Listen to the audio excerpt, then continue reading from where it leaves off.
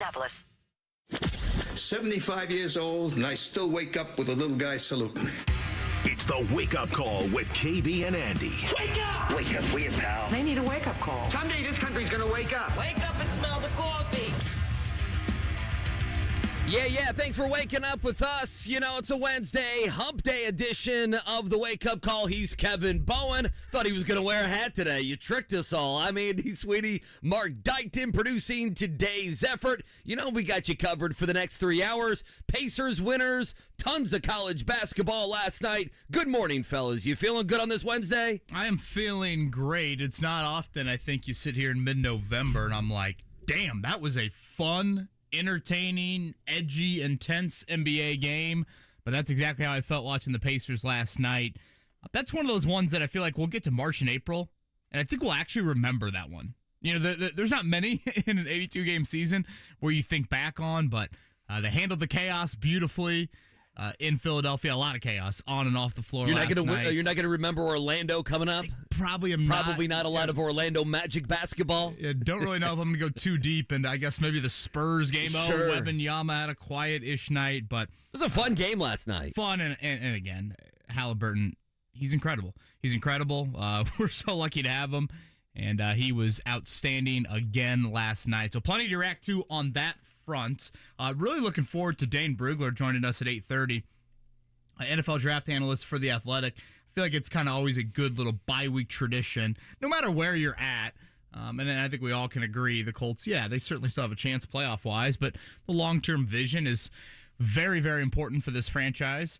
So we'll get his early thoughts in that 2024 draft. Scott Agness going to join us at 9 to recap Pacers, but kind of a fun Colts bye-week show. And a big thanks to Rick Carlisle and the Pacers for providing that. Yeah, you know, I'm watching last night, and your eyes are hurting from that court. I like the Pacers version of that court. To get used to it. I did love how they were going to like the in-laws are in town for a couple days for us, and trying to explain the in-season tournament, like what's going on, why the court looks like that. I'm like, I don't know. It's just something that they're doing.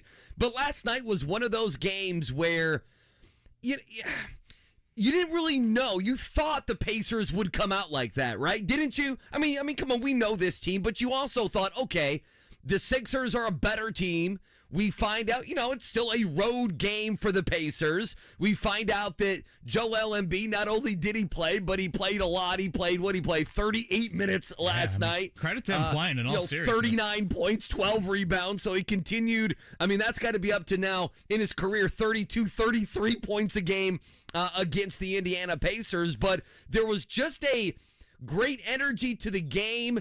And this team, what I don't want to see them lose is they have a youthful energy to them in an NBA that doesn't have a lot of that. I mean, look at, teams, great teams. The Warriors are getting older. You look at, and last night, the Clippers, ever since they got James Harden, KB, they're 0-5. And they're a bunch of older players that are difficult to root for. This Pacer team, what they ultimately finish, we do not know. But my goodness, they just have a youthful energy to them.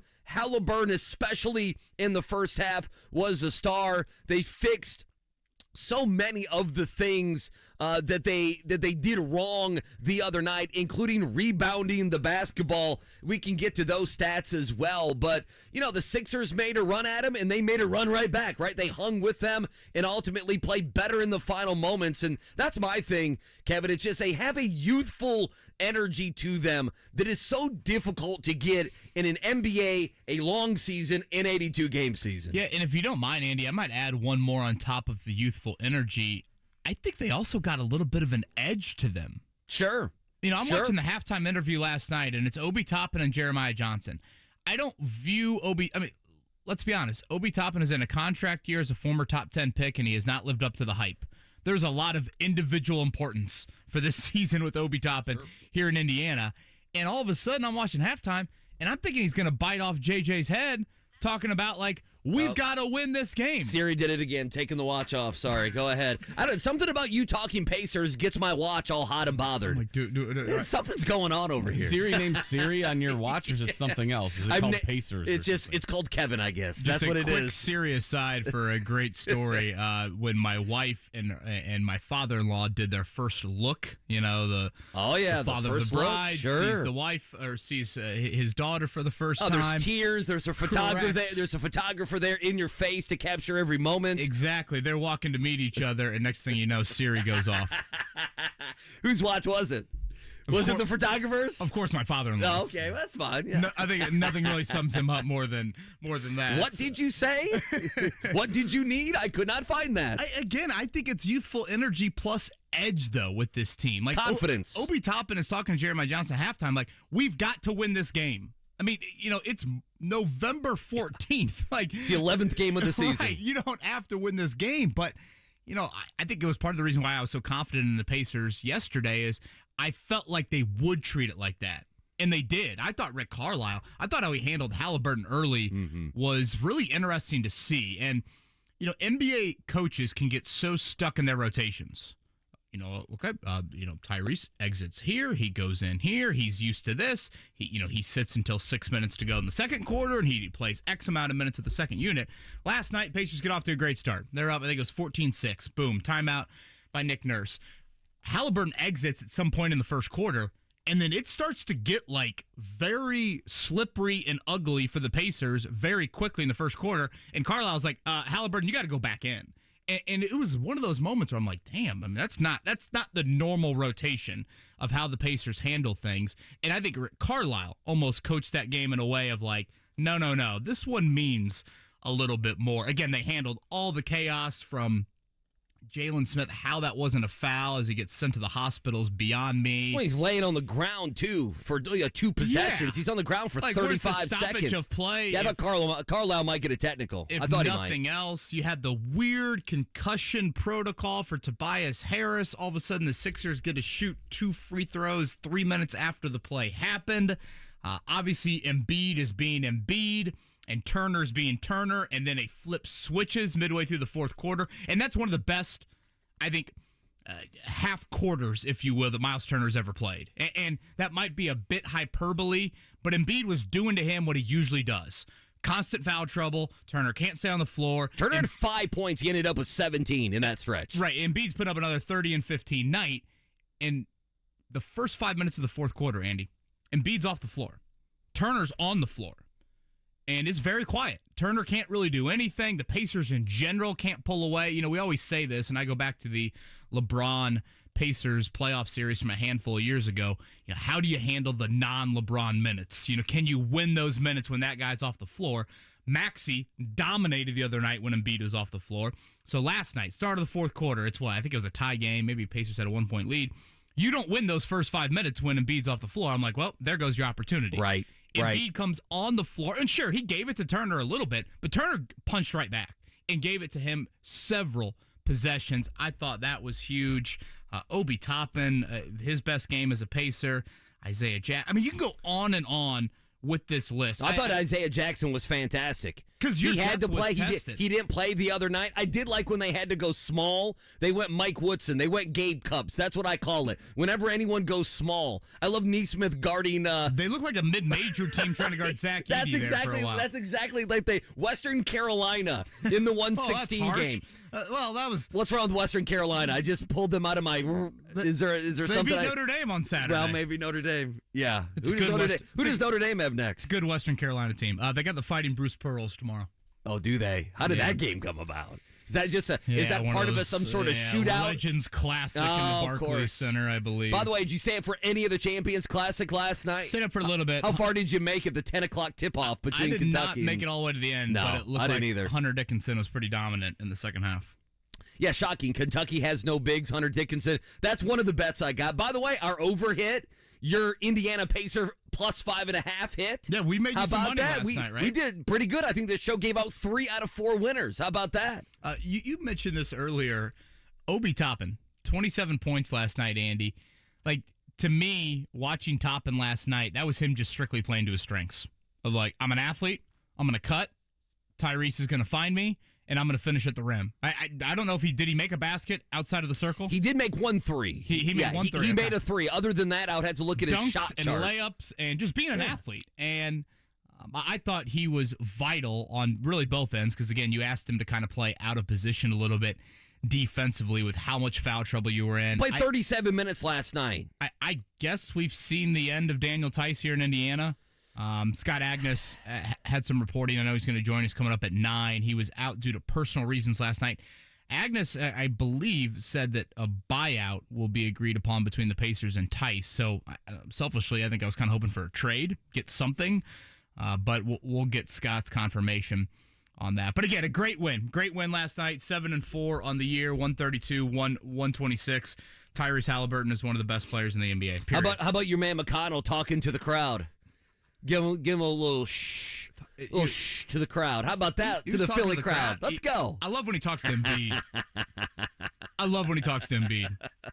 You know he circles that Philly game. Of course he does. More than he played most, well last night. Based off where he grew up and obviously playing for the Sixers as well. The Haliburton numbers, these last 2 games, last night, 33 points, 15 assists.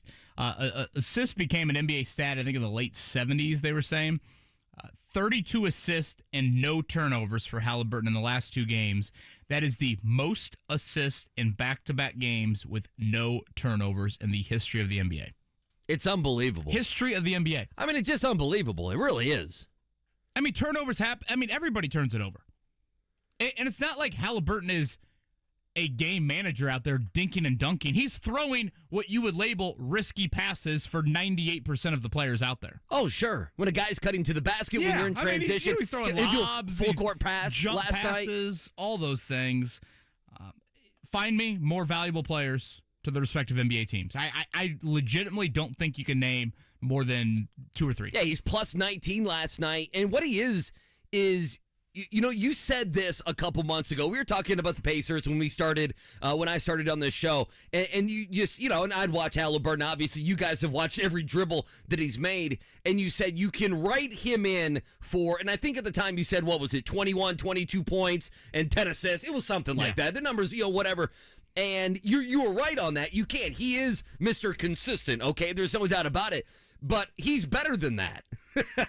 Does that make sense? Well, I kind of feel like he's upped his game even more. He has, and maybe also, Andy, I don't think we fully realize how good he is.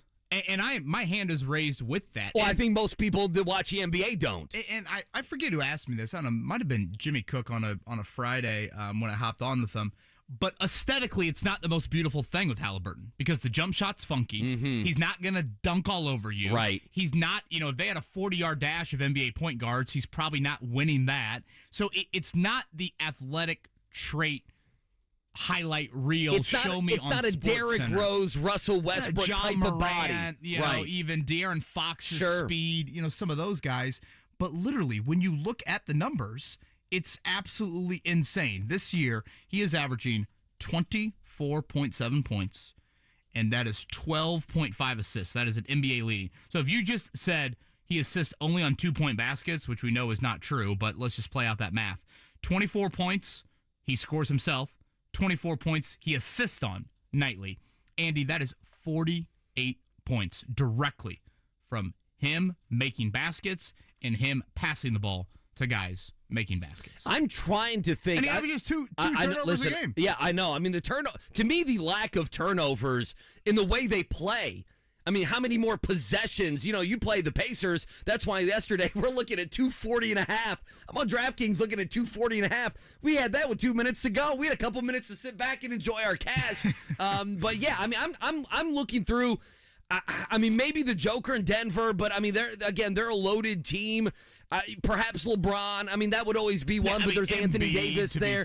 Yeah, I mean, Embiid's a star, but I mean, yeah, when you come up with a list of if you take this guy off a team, the list cannot be very long. The list is not a long list, and the names on that list are MVP, substantial type guys, and there's no doubt that Haliburton is somewhere in the top 5 of that list, if not the top 3. There's no doubt about it. Yeah, and again, he will well on his way to obviously being an all-star when the game is here in February. Legitimate first team, second team, whatever, some sort of NBA all-teamer. And, Haliburton, to be fair, from a team accomplishment standpoint, even individually, he's yet obviously to be an all-NBA guy. There's a lot for him to accomplish in his NBA career. But, Andy, I always like this. Guys that sign the big deal, and then they take their game to another level. He signed the big deal in the offseason, and yet his game, to your point, has gone to another level here early in the NBA season. Pacers now with 4 days off, a very weird scheduling quirk for Indiana. They will next play against the Magic. That is a home game coming up on Sunday at Gainbridge Fieldhouse. And they're on their way, right? On their way to making the Elite Eight of the in-season tournament. Yeah, they're 2-0. 2-0. 2-0 in the in-season tournament. 2 more group games. And if they win both of those, Detroit and Atlanta, they will punch their ticket into the Elite Eight. Orlando, they should be 3-0. And even if come back home and beat the Magic. Even if they split those, they still would have a chance. There's a couple of teams that finish second in their respective groups that do go to the Final Eight. Real quick, just you look at the next 5 games too. Toronto, Atlanta, 6-4, 5-5 teams. We talked about specifically those teams. Even more specifically, we talked about Atlanta before the season winning those types of games. You already have a win over the Bucks, who are going to be obviously towards the front end of the Eastern Conference. You already have a couple wins over the Cavaliers. The next 5 games, when you look at the Magic, of course, but you look at Atlanta and Toronto, games that you need to win on teams that are going to try to have similar seeding or better seeding than you. Obviously, I think the Pacers are better than both of those teams. And then Detroit and Portland at home. The next 5 games, we talk about them being 7-4 right now. Early on in the season, playing those games at home was so vital. We talked about that in the first week and a half or so of the season. I know Atlanta's on the road. These are winnable games, KB. These are winnable games. This is go play well. You can be 3. You can be. I say 3-2. You can be 4-1 in this next stretch. And I also think last night matters a little bit more, Andy, because again, this team is not used to those environments. There are not a lot of. And this sounds harsh. There are not a lot of winners on this Pacers team, but I'm just going off their NBA resumes. I don't want to get, he's not a winner. They have not experienced playoff basketball. That's probably the better way for me to put it. So when you get a night like that, where Embiid's playing, Maxi's playing, it's on the road, Philly's crowd was very Philly-like. The whistle was probably questionable at several points during the game. How do you handle that? How do you handle a little adversity thrown your way, coaching staff-wise, player-wise? They were throwing out lineup combinations. There's no way they would have ever thought those would be some of the lineup combinations that they would throw out there, and they handled it. So these are some of the things. Yes, it's mid-November, but these are some of the things I think you point to if you get to the spring and you're in a playoff picture, or you get to April and you're back in a playoff series, you can point to as some big moments throughout the season. Again, a lot of Pacers we'll focus on today, but Dane Brugler, NFL draft analyst for The Athletic, going to join us here at 8:30. Figured let's give Stephen Holder the week off. He gives us his time every week. We can talk a little Colts in a different angle. A couple things I'm interested to throw Dane Brugler's way. Big picture draft-wise, he's got Drake Maye ahead of Caleb Williams. Mm-hmm. But Colts-wise, this is a guy that was really high on Josh Downs. He was actually pretty high on Jaylon Jones. You think about 2 rookies that have played well for the Colts this season? Those 2. I think Dane just knows his stuff really, really well. So we can go a bunch of different directions, current rookies, and looking ahead to that 2024 draft class as well with him. So he'll join us coming up here in a little over an hour.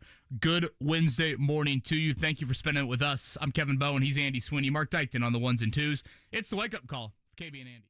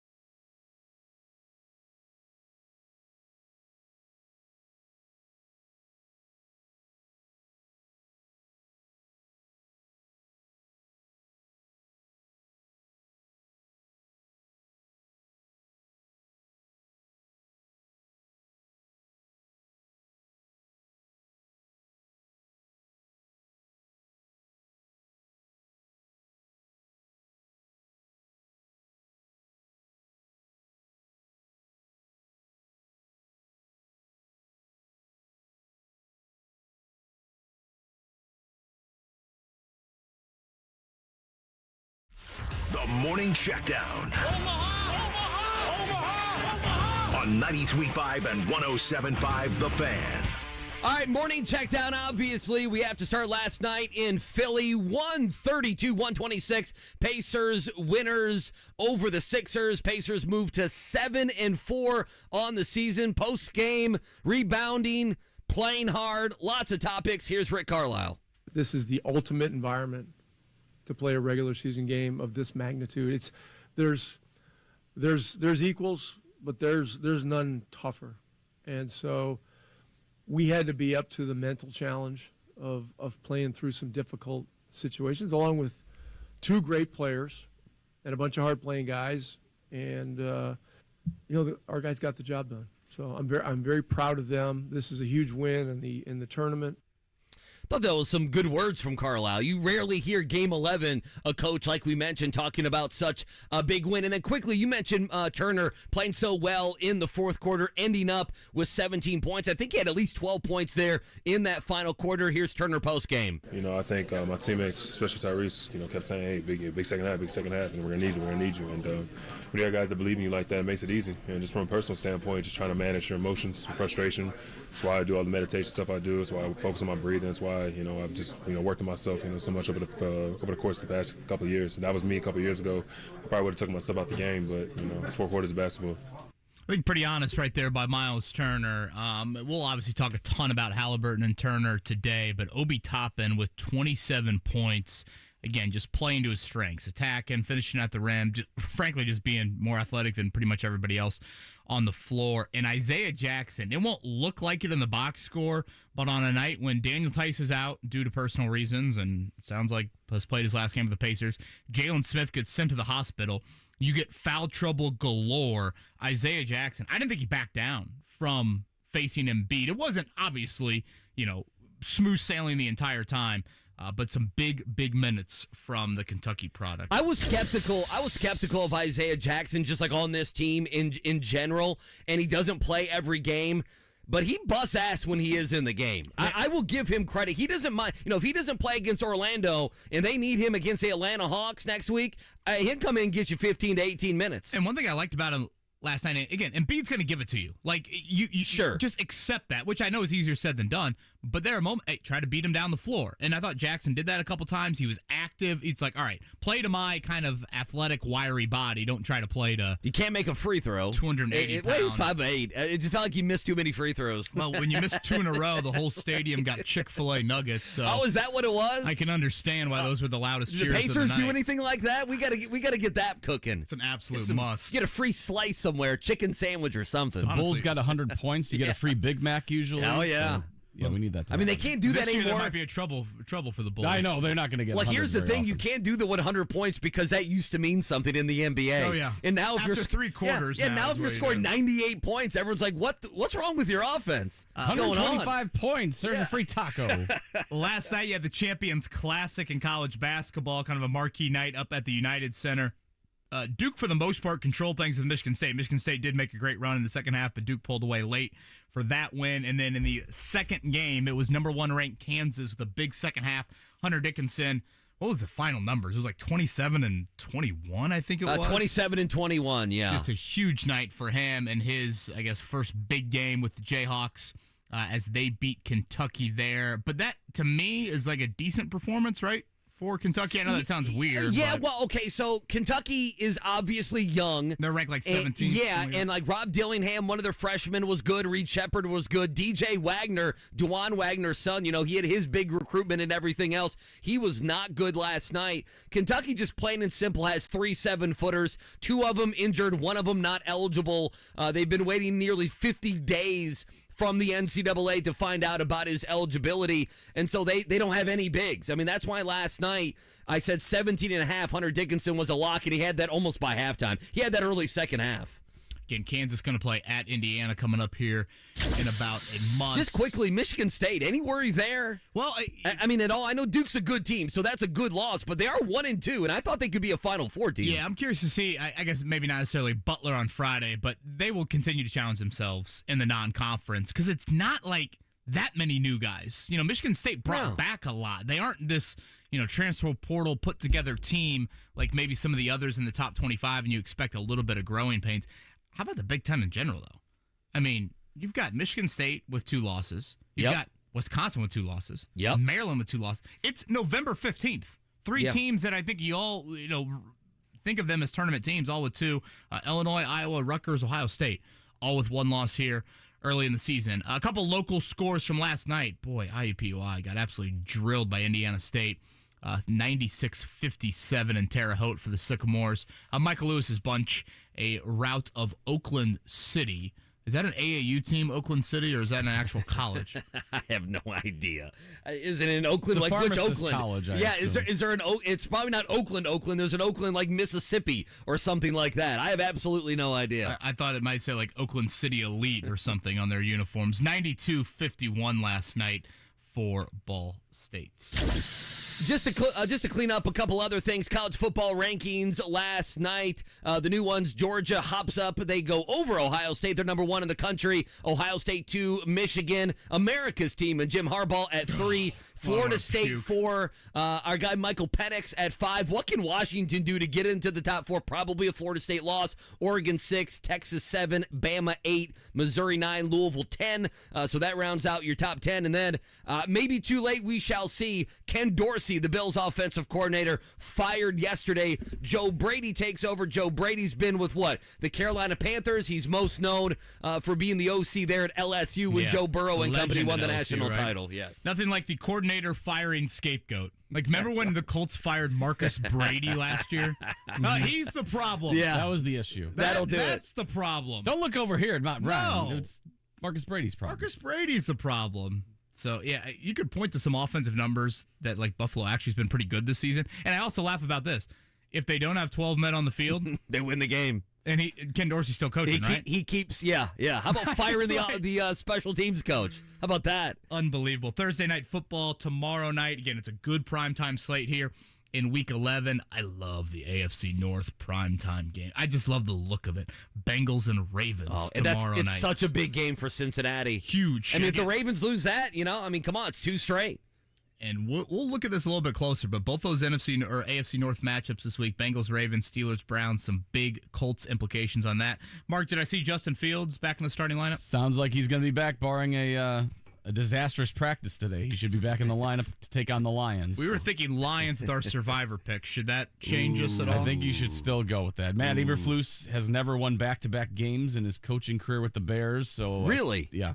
I guess that's not shocking. I don't know why I'm saying really. Like he's Vince Lombardi. Really? I can't believe that. Or that they've had like 77 opportunities to win back-to-back games. Mm-hmm. You said barring a disastrous practice, so I mean, that could still happen. Justin Fields not in the clear as of yet. In an hour, Dane Brugler, NFL draft analyst, going to join us. Andy brought up Michael Penix. That might be a question to throw his way. Where does he view Penix in terms of the NFL draft? But again, plenty of reaction to last night as the Pacers win in Philadelphia, 132-126. If you want to join the conversation, 317-239-1070. Thank you for tuning into the Wake Up Call on a good-looking Wednesday morning in Indy.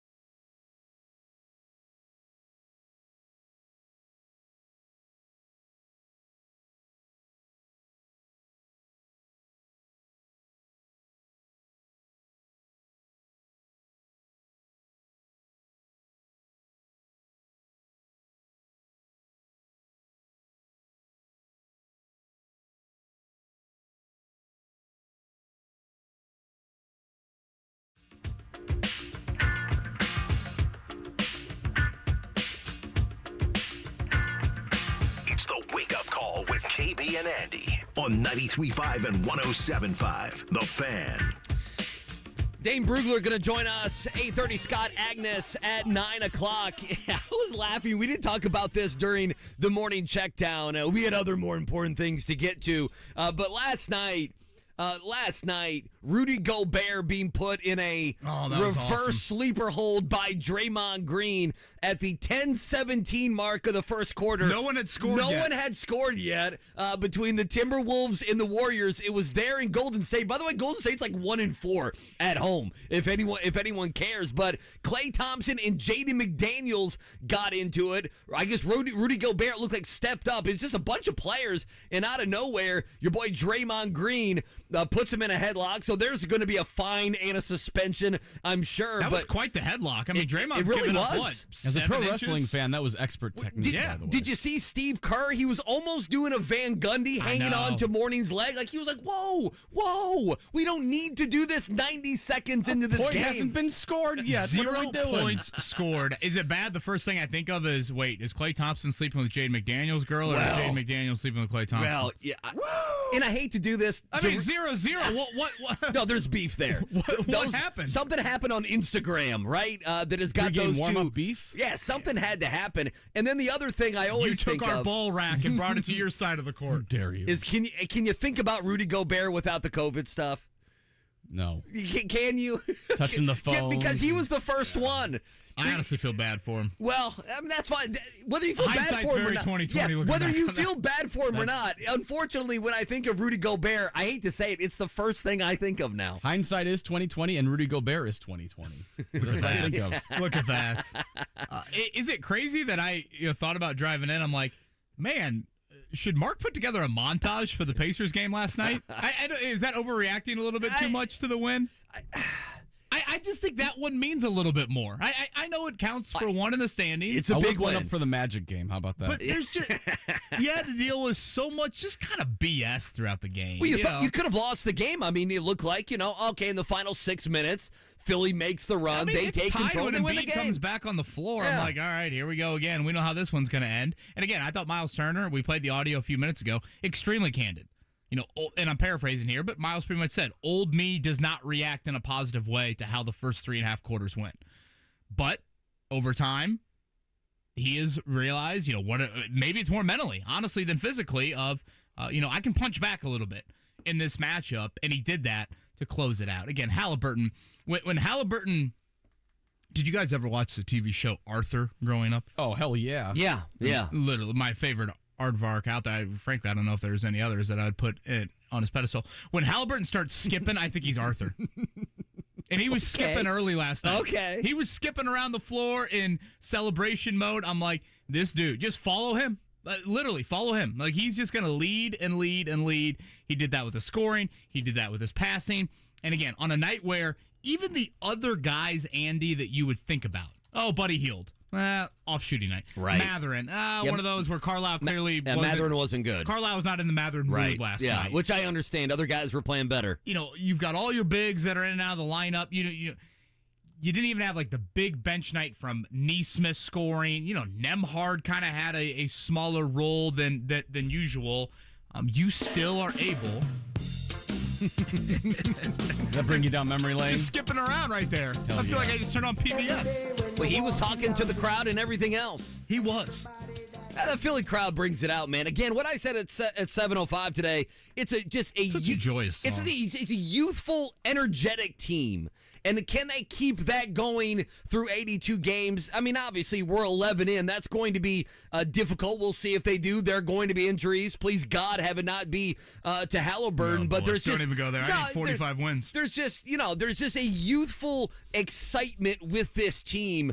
And winning a game like last night, you know what it does as well? And we probably think this more when it's like a new coach, maybe even in the NFL, that you do all these things and you need to win games to kind of validate, hey, we're going through this tough practice. Coaches are all over us, but we're doing this, and now it's validation. We're winning games. We're getting first downs. We're a good team. And a win like last night is that for the Pacers. Yeah, a little without bit, right? question. Without question. And, certainly now how do you handle a little bit more, not a bullseye, but now how do you handle the praise? And we talk about that with the Colts quite often. And the Colts are going to come back for their bye week. And it's not necessarily praise, but, does a 2-game win streak turn into 3 or turn into 4? Or does it get back to now you lose 2 of 3? And so obviously those will be things to continue to watch with the Pacers. I'm proud of us, Andy, that we're 45 minutes into the show. And we have not focused too much at all, really, on the officiating. Oof. I didn't think it was great by any means. I didn't think it was the worst thing I've ever seen in the world. Obviously, how the no call happens on Jaylon Smith and the no stoppage really kind of bothered me after that either. The one big officiating gaffe to me is more of, I guess, a rule book one. Should we walk the audience through what happened there with the concussion protocol for Tobias Harris? 3 minutes later, the Sixers get to pick a different free throw shooter than shot the foul shots 3 minutes earlier. And Harris was back so fast. Like Buckner, he was back so fast. Buckner on the call was like, he's already back. Yeah, Quinn wanted to go fake injury right away on that.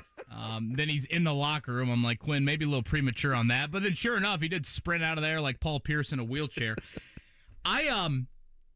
Okay, so this is what... Yeah, walk us through it. Okay, Bruce Brown gets tangled up. Honestly, it looked like a bit of a wrestling move there. Bruce Brown, brings Tobias Harris to the ground. More of a, I'm just trying to brace my own fall for this. Tobias Harris gets checked out. Clearly, there's something neck-related of question. So he gets sent to the locker room, and I guess in some announcement, it was made that it was concussion protocol related. But initially, that was not made clear. So, under the rules, if a player goes to the locker room, the opposing team gets to pick the new foul shooter, and that player cannot return to the game. I guess I wasn't totally up to date with that rule. So, the Pacers chose, was it Kenyon Martin's kid? Is that who they chose? I believe it was, yes. So, Kenyon Martin's kid, which, ages me, comes to the foul line, bricks 2 free throws, and then, as you pointed out, Tobias Harris comes back into the game very quickly. So, therefore, it was discovered it was concussion protocol. So, those in the, league replay booth in New Jersey or wherever, they call into the arena and they say, wait a minute, Philadelphia should have been able to choose the free throw shooter there, not Indiana, because it was concussion protocol related. So, after 3 minutes of game action, we go back and now Philadelphia puts... What was it? D'Anthony Melton maybe on the line? I don't know. Somebody that made both foul shots. Makes both foul shots, and the game continues with a 3 minute later change with 2 free throws. So my questions are this. Why wouldn't you just say my player's being evaluated for a concussion every time they get sent to the locker room like that? It's a great point. I mean, it is a great point. I mean, if you're the Pacers... Especially if you can be back in 3, 4, 5 minutes. So picture, whatever, Jaylon Smith gets hit and goes to the locker room, and he's being evaluated for a concussion. Who shoots Jaylon Smith's free throws? The Sixers want to pick Isaiah Jackson. The Pacers can say, oh, no, that's a concussion protocol. We get to pick our foul shooter. It'll be Tyrese Haliburton at the line. Thank you very much. So that's one question I have. And 2, it's like, this is a slippery slope with reviewing everything. 3 minutes go by? And you're allowed to change something like that?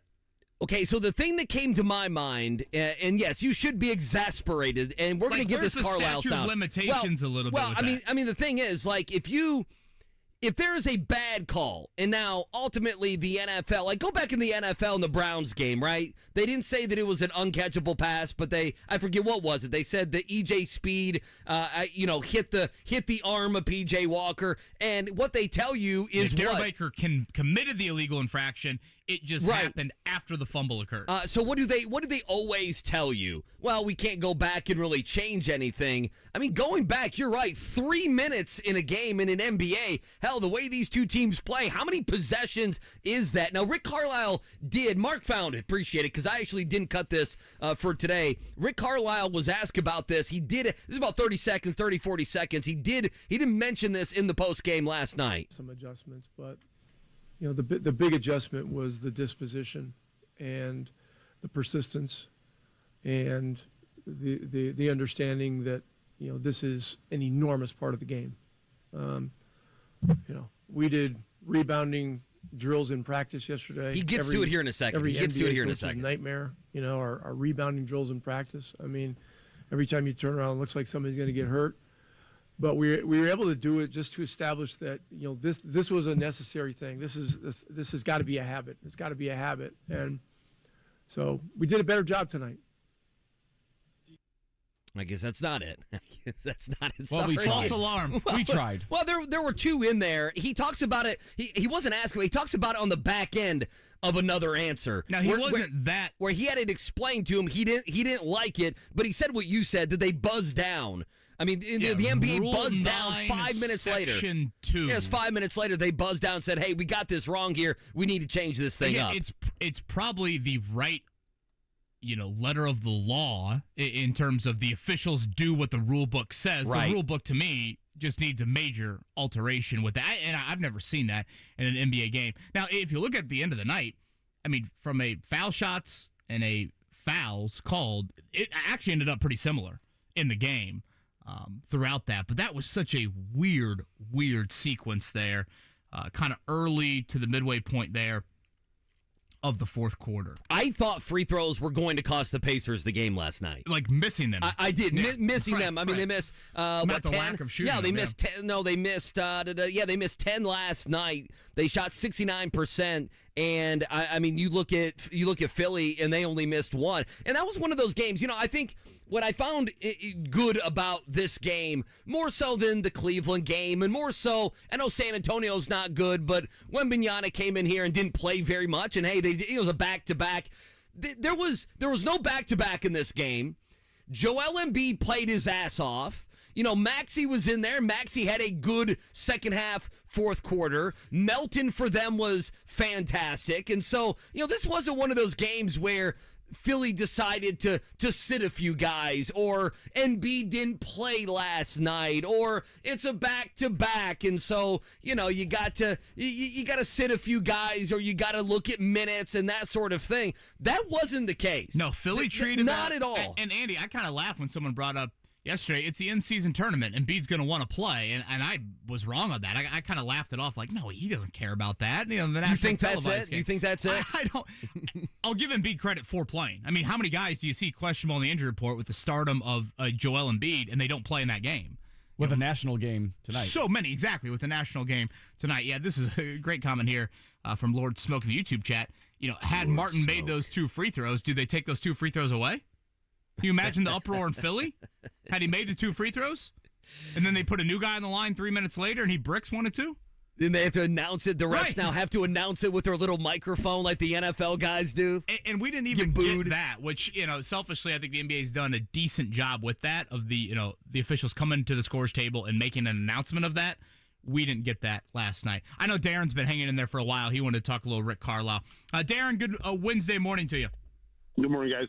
Just wanted to say, when they hired Carlisle, I was excited. Experienced coach that has a championship, but every time you guys have him on there, he is more and more impressive as the intellect and the kind of take on the game that I don't think a lot of other coaches have. That's just a comment. And then question about the Colts offensive line. When French and Freeland have been playing, do you see a drop-off at all, or do you think that the Colts could consider maybe moving on from Brayton and Matt Kelly or Ryan Kelly next year and saving some cash and maybe using it somewhere else? Thank you, Darren. Appreciate that. I'll start with Carlisle. I've said this before when we have him on every Tuesday. I just want to sit there and listen. I don't. Oh, he's great. I try not to let my mind think about, okay, what did Andy just ask? What do I need to ask? Like, what should my follow-up be? I just want to listen to it. And I find myself, and hand raised, I don't go back and re-listen to a lot of our interviews. That's one I do every single day. Every single Tuesday that we have him on, I want to go back and listen. Like, what did I miss? Because I appreciate his candor and everything on that. Thoughts on that Colts offensive line one? The offensive line's been so injured this season. Don't you need like 7 guys if you're the Colts? Yeah, on an offensive line. I mean, they've had what, three different guys have had concussions on the offensive line. Yeah, Braden Smith missed a month. Is Raymond the only one who hasn't missed time, or has he missed time? I'm even forgetting now. He missed time. Yeah, he missed time. Nelson's the only one that hasn't, right? So yeah, I mean, 4 of the 5 guys have missed time there. So maybe Fries. I mean, the most solid offensive lineman you can give me, I kind of feel like give me 6 or 7 at least. Yeah, they could save a good amount of money with either of those moving on, but I would not go down that path But, to the question about has the play dropped off, I would say French has kind of done a nice job, honestly. And he's your third-string center because Danny Pinter is hurt as well. He's done a nice job. I'm more worried about with Ryan Kelly, Andy. That's a second concussion in a year. I know. So I know. He's going to miss a couple weeks. Does he react to that? Quickly before we hit a break, Greg asked about Jaylon Smith. No update on him from Rick Carlisle last night. Again, sent to the hospital. Concussion was the concern there. We'll see if the Pacers provide any update here this morning on that. We'll continue the Pacers conversation. Dane Brugler, NFL draft analyst, in a half hour.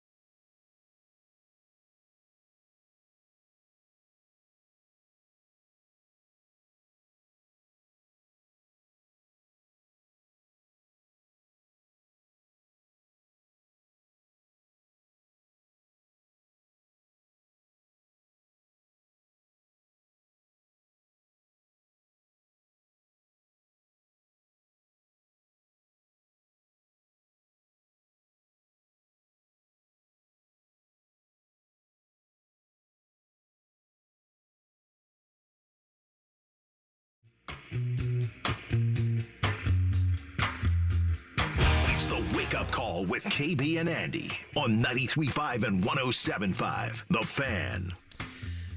All right, hanging out with you, DriveHubler.com studios. Hour number 2, Dane Brugler going to join us in about a half an hour. We'll talk some NFL draft with him. We'll talk some Pacers. Scott Agness going to join us in the 9 o'clock hour. It's been a lot of Pacers, and we'll continue that conversation. We were just kind of chatting there during the break how it's too bad, they don't play again, do the Pacers, until Sunday. I think people wanting to see them. There's not a lot going on at Gamebridge, but tonight is Adam Sandler, and we're all going, correct? All of us? I'm looking forward to it. I've never seen Sandler. Okay, so neither have I. Yeah, so I saw him about 6, 7, 8 months ago, and it was fantastic. I told you guys I kind of went in with kind of low expectations, not having seen him, with the stuff that was funny 20, 25 years ago, still be funny. So I don't know. There are tickets available. It's going to be fantastic. But I mean, this is our first kind of like outing as a show. I kind of feel like, right?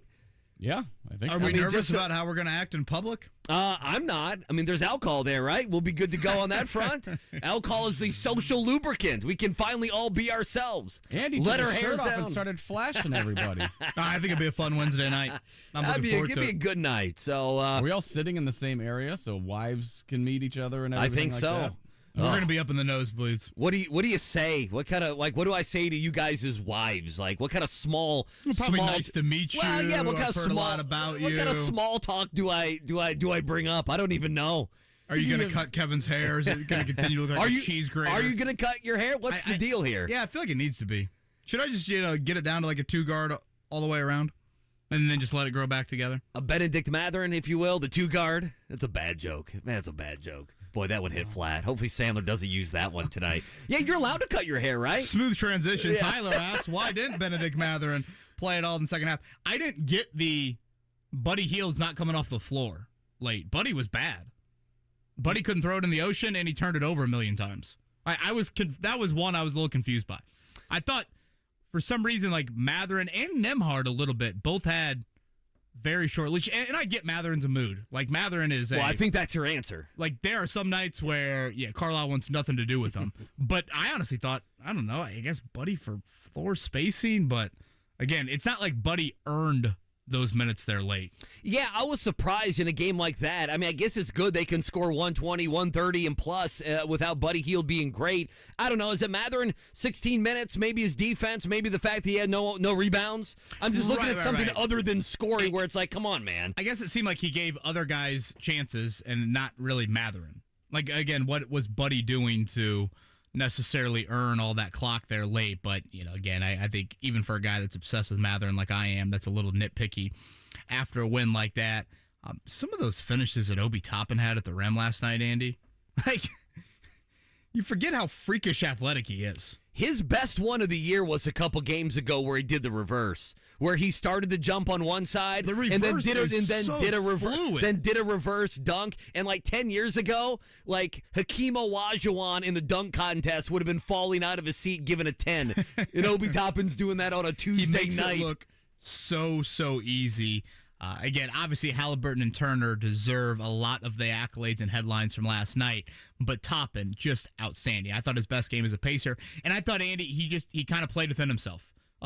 Sure, he attempted a couple threes, but what is he doing when he's at his best? It is attacking the rim, it's being athletic, it's playing off, Tyrese Haliburton as a cutter, and he did that throughout the game last night. And again, they asked him to probably do some things defensively they never even thought of because they're in such scramble mode with their big guys last night. So Toppin was great, and I brought this up earlier, but I think it's worth repeating. I loved Obi Toppin at halftime last night. Jeremiah Johnson, when the Pacers have the lead, he gets a halftime interview. Last night, it's Toppin. And, Toppin's been a Pacer for 10 games. Toppin's in a contract year. He was, a bust is too harsh of a term, but it did not work out in New York. He's not a huge scorer, and I think that's what people look at when you get a guy that's taken that high is he's got to average 21 points a game or something like that, right? That's not him. Yeah, but this is still a critical year for his future. Sure it is. In the NBA. And they need him. And all of a sudden, he's saying to JJ last night, like, we got to win this game. I mean, it was a very much of a... It was almost like something you would hear from Thaddeus Young a few years ago about he's your established vet. He's your, vocal spokesperson for the team. That's the guy you want doing the halftime interview, and he's got the pulse of the locker room. I did not expect that from Toppin last night. And when he said that, I'm like, damn, I thought it meant a lot to the Pacers, but Obi Toppin's taking it to another level of explaining how much this does mean, to the entire audience there. He played like it, the team acted like it, and this is one of the, you don't have a lot of these wins. This is one we're going to look back on in March and April is like, remember that night, mid-November, all that chaos in Philadelphia, 8-game win streak, the Sixers played all their big guys, and you still came out with a big-time road win. 239-1070. We'll talk some NFL draft in about 20 minutes on the wake-up call. I asked this to you guys, and I ask it to myself and the fans as well.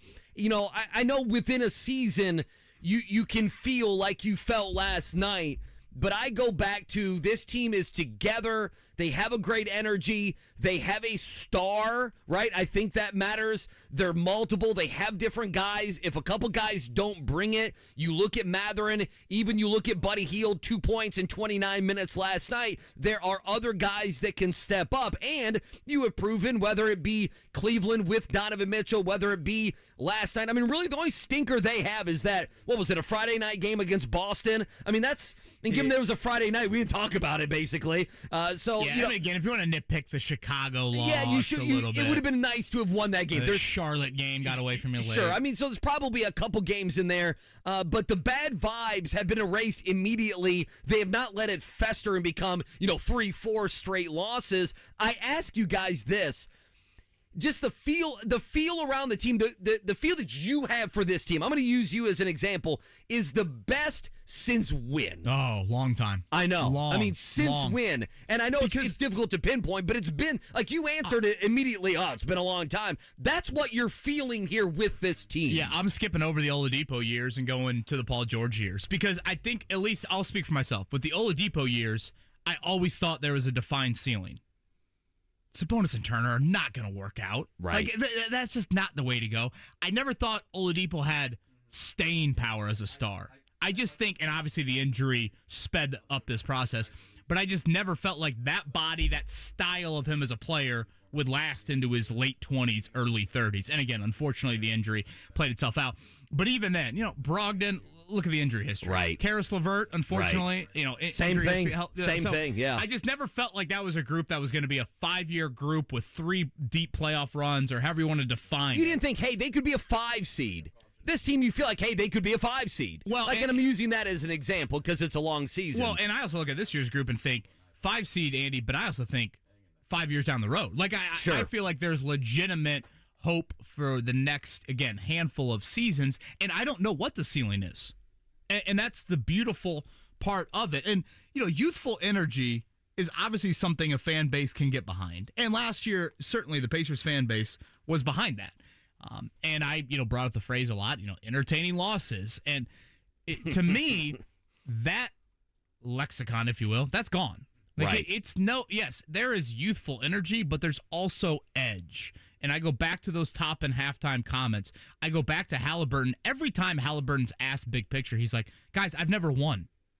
He said it again last night. He talked about it last night. He goes, I'm competing for a championship. I'm like, wait a minute, he's talking about the Mark, NBA? fire clip number 3. That's exactly it. Fire that up. He's talking about the in-season tournament. And, he's serious. He really, really means this. Do you have this clip, Mark? This is Haliburton afterwards last night on playing for, again, winning games. The in-season tournament. To play the right way. We know there's higher stakes in this game, in-season tournament. I've never played in a playoff game, so I take this very serious because it's my first time really competing for a championship, having a chance to in something. So I take it very serious, and just want to get our lick back. I wanted to get that game back, and I've never beat Philly before, so it's an exciting win for me. He has all these little check boxes, if you will.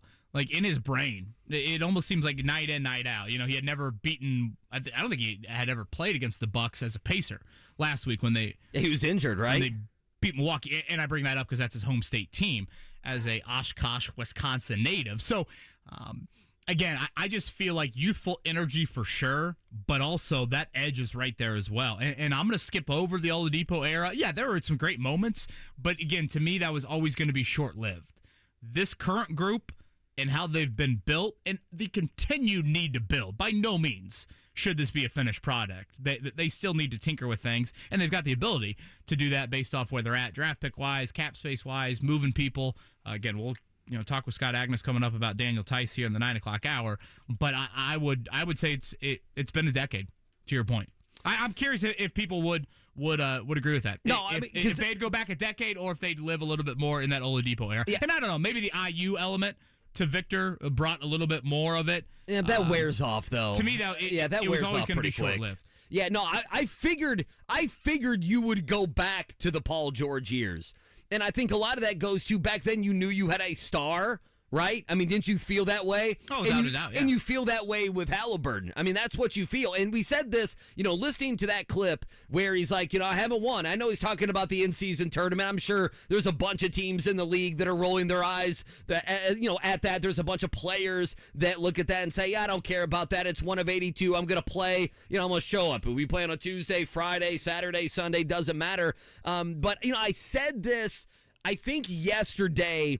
I said it yesterday, and it's magnified again today that, the arrival nationally of Tyrese Haliburton may be happening, but also just for him, just imagine being him. He has been on losing teams, right? And he's not a guy that played at a Duke, right? Or a Kentucky or a number of places for 4 years in college and made, 3-4 different runs in the NCAA tournament.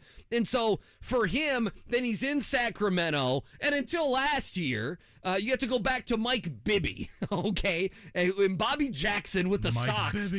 Before, I feel like Mike Bibby could give Jonathan Taylor a nice lead block as a fullback right now. Am I wrong on that? He's that big then? I don't know. I can't. I'm not the one to talk. Maybe yes. the headband under the helmet for Mr. Bibby. I like that. But you don't understand what I'm saying. That Sacramento has been a losing franchise, and you make the trade, and the Pacers, and you say, well, both teams got what they wanted. It's true, but the Pacers got a face of the franchise. The Pacers got a star. The Pacers got a guy that's 25-12, shooting 53% from the field. And so, for him, he has went from good player, high draft pick, to face of a team, face of a young organization, that he's now attached to a coach that he's got to feel like there is a great rapport. They're going to continue to build. I'm with you on that.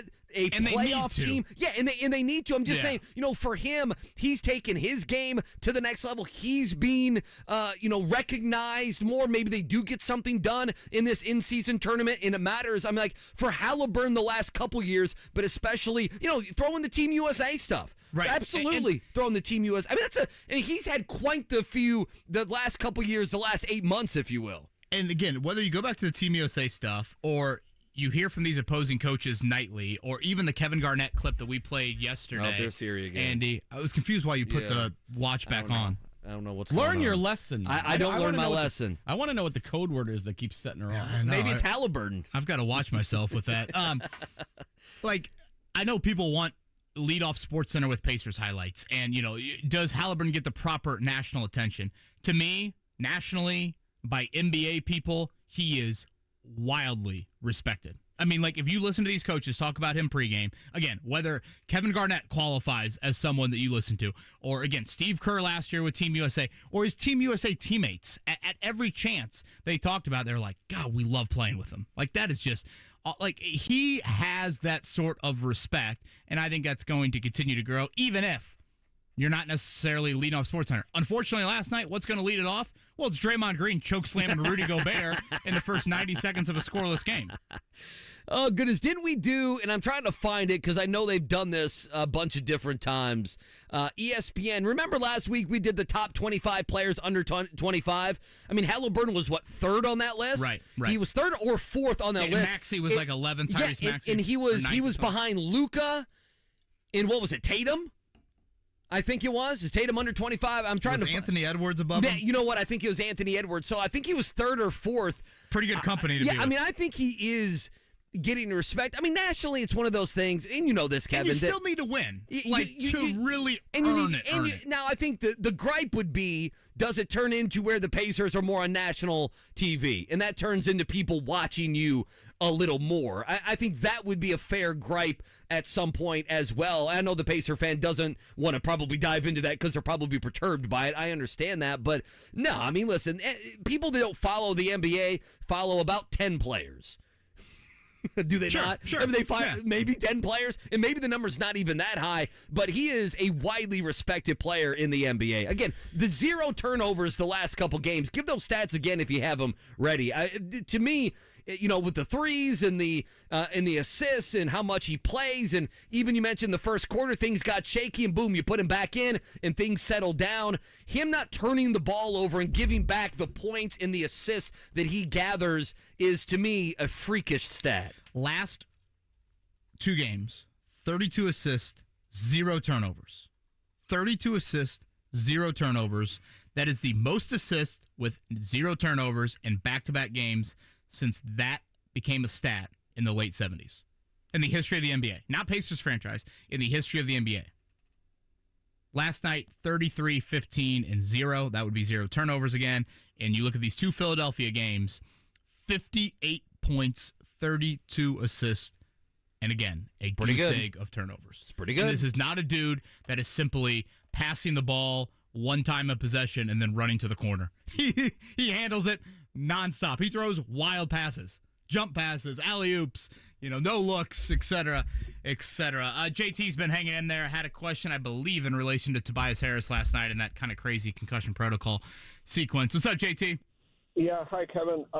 2 quick points. One was the NBA replay center in Secaucus really needs some education about the difference between a concussion and a neck or an ankle injury.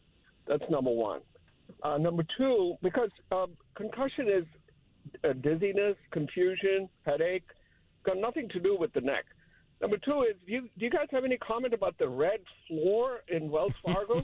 It was awful. It hurt my eyes. They're going to tone those down. Didn't the NBA say, hey, didn't Silver say we're gonna tone the courts down? Well, I don't care about that sort of thing, but I know people don't like it.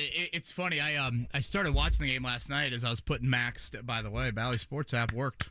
Hallelujah. I think we're having a parade on Georgia Street for that later today if you want to join in on that. So I put Max down, so I watched the first few minutes on my phone via the app, and I'm like, damn, is this like the lighting on my phone? It's dark in Max's room. I'm like, what's going on here? And then I go out and like turn it on the actual TV, and I'm like, oh boy, it took me at least 5 or 10 minutes to get used to it. And then I always enjoy, like, Maddie will walk in the room and be like, she obviously hasn't watched any of the game at this point. All of a sudden she looks at the screen. She goes, what is that? It's the court. Yeah, I'm like, well, welcome to the NC. So, tone it down a little bit. But they're winning games. They're winning games with these funky courts. Come on. It seems like the funkier the court, the better the Pacers play, like maybe. Seinfeld when Kramer had the Kenny Rogers Roasters station next to the bright red glow. That's what that court was last night. I feel like I'm back at Woodland Bowl, and it's cosmic bowling, and all these colors are now on the court. And then to go back to the concussion protocol thing, again, Tobias Harris, the 76ers staff said that he was going to the locker room for concussion protocol, which meant that they should have been able to choose the free throw shooter and not Rick Carlisle. 3 minutes later, the NBA Replay Center calls whatever arena it is, Wells Fargo Center. I don't even know what it's called anymore. Secaucus. I don't think Wells Fargo's had a very good history here recently, but nonetheless, they're able to change the free throw shooters. They're able to go back 3 minutes later and pick a new free throw shooter. He makes both. That was just a crazy sequence. That, to me, is more of I'm not on the officiating crew in arena. I'm on the rule book for that. So it doesn't make any sense. Can you imagine there's 27 seconds to go in the game? Oh, yeah. Now Maxey gets to go to the line or something, yeah. The Sixers are down 1, and Maxey's at the foul line to shoot 2. Instead of Kenyon Martin's son. Or vice versa. Kenyon Martin had made the 2 foul shots. Yeah, great point. And now they're taking away the 2 points, and Maxey's got to make the 2 to get back to what they had. You can't go backwards in time in games. Well, especially 3 minutes. Well, to me, it's one thing if it's like a toe on the line for a 3-pointer. And we're going to stop the game, and we're going to review it. Or you need to do that during the timeout. To me, when you get 3 minutes away from it, I know there's a lot of gray area, and it's hard to define, okay, what 35 seconds. If it goes past 35 seconds, you got to move on, this or that. Obviously, a ton of Pacers conversation we focused on here. I am really looking forward to Dane Brugler in about 10 minutes. You mentioned this earlier, Andy, but he was much higher on Josh Downs and Jaylon Jones based off where they were drafted. And I would say both of them have lived up to the Brugler rankings more so than even their actual draft position here. Anything else you want to toss Dane's way? I always enjoy it. Well, I mean, to me, it's one of those things where Caleb Williams was the number 1 overall pick. And, I mean, like last year, right? I mean, everyone loved him. He's the next Mahomes and everything else. And then, Drake Maye, who has been good, but again, he's at North Carolina. They've lost some games here. And it's like one of those things. What happened in the last year, and then I'm looking at it, whether it be quarterback. I mean, there's a lot of quarterbacks is at quality depth.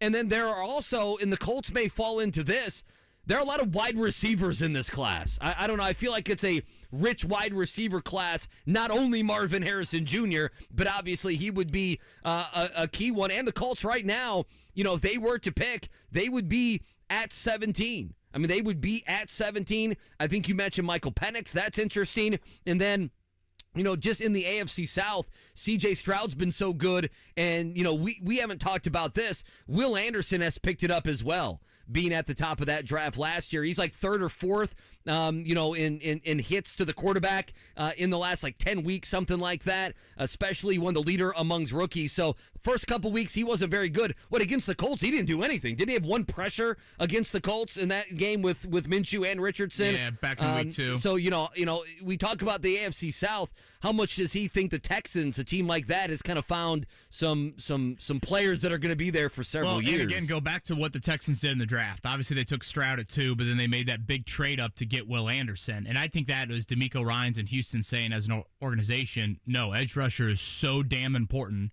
If we have the opportunity to take one that we think is super high quality, we're going to do it. By all accounts, I don't think there's a Will Anderson in this year's draft. No. So how does that impact the Colts? Because, sure, yes, wide receiver is unquestionably a need. And to your point, I think we're now almost in the annual cycle of, with how college football is, there's going to be elite wideouts almost every year. That's almost a given to me. I care a little bit more about edge rusher. I'm like, wait, sure, Dane, talk to me. Where is the depth here? You mentioned they're right now in the teens area. Do you get somebody there?